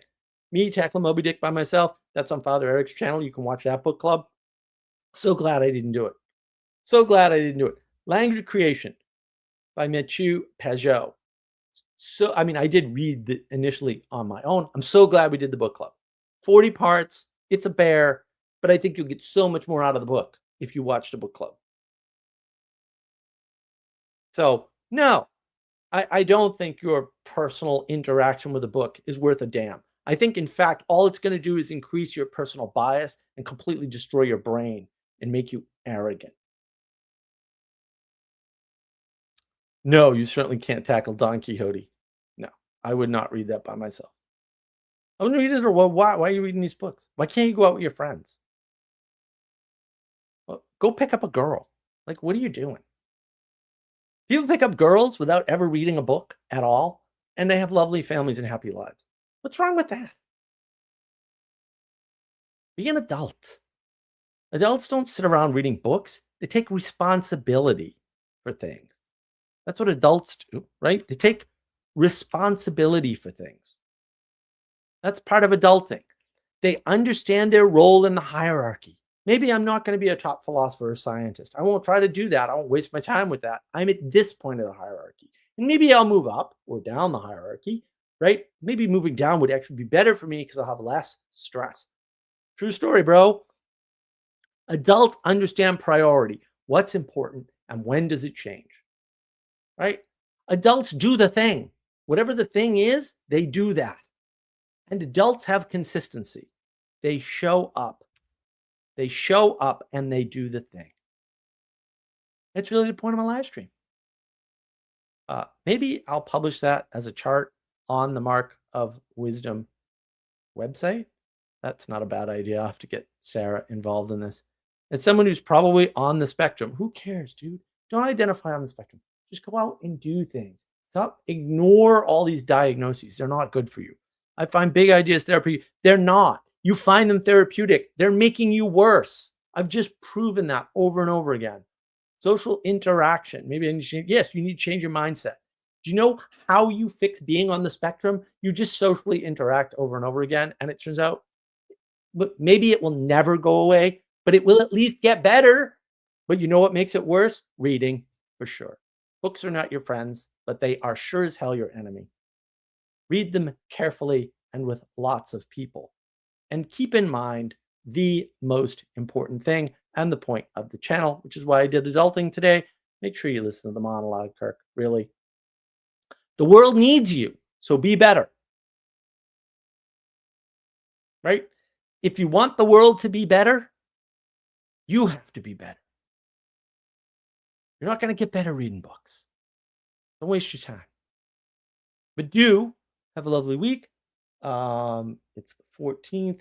So yeah, next Friday we should have a stream. I don't know what it'll be on. If you want to do the symbolic book movie club thing, comment below or comment in the live chat here before I shut it down. And let me know. And if you can get on the Mark of Wisdom Discord server, that would probably be better. But I might do one in December if there's enough interest. Again, there'll be like instructions to follow when you watch the movie. We're going to do Good Will Hunting first, just because I think that that's an easy one and it's got really interesting patterns that honestly I had never noticed till I rewatched it. What was that, a week and a half ago, whatever it was. So that's the plan. Let me know what you think, and have a great week. Have a really good week. Do some singing. Singing is good. I learned a bunch of songs. I learned Frere Jacques and the silly Erie Canal song and a bunch of others, right? It's really good. Sing with others. Make a friend. Shoot a scientist. No, we can't do that. Damn. Someday I'll be in charge and then we can. But look, be better. Have a great week. Take care of yourselves and each other. And I'll see you next week.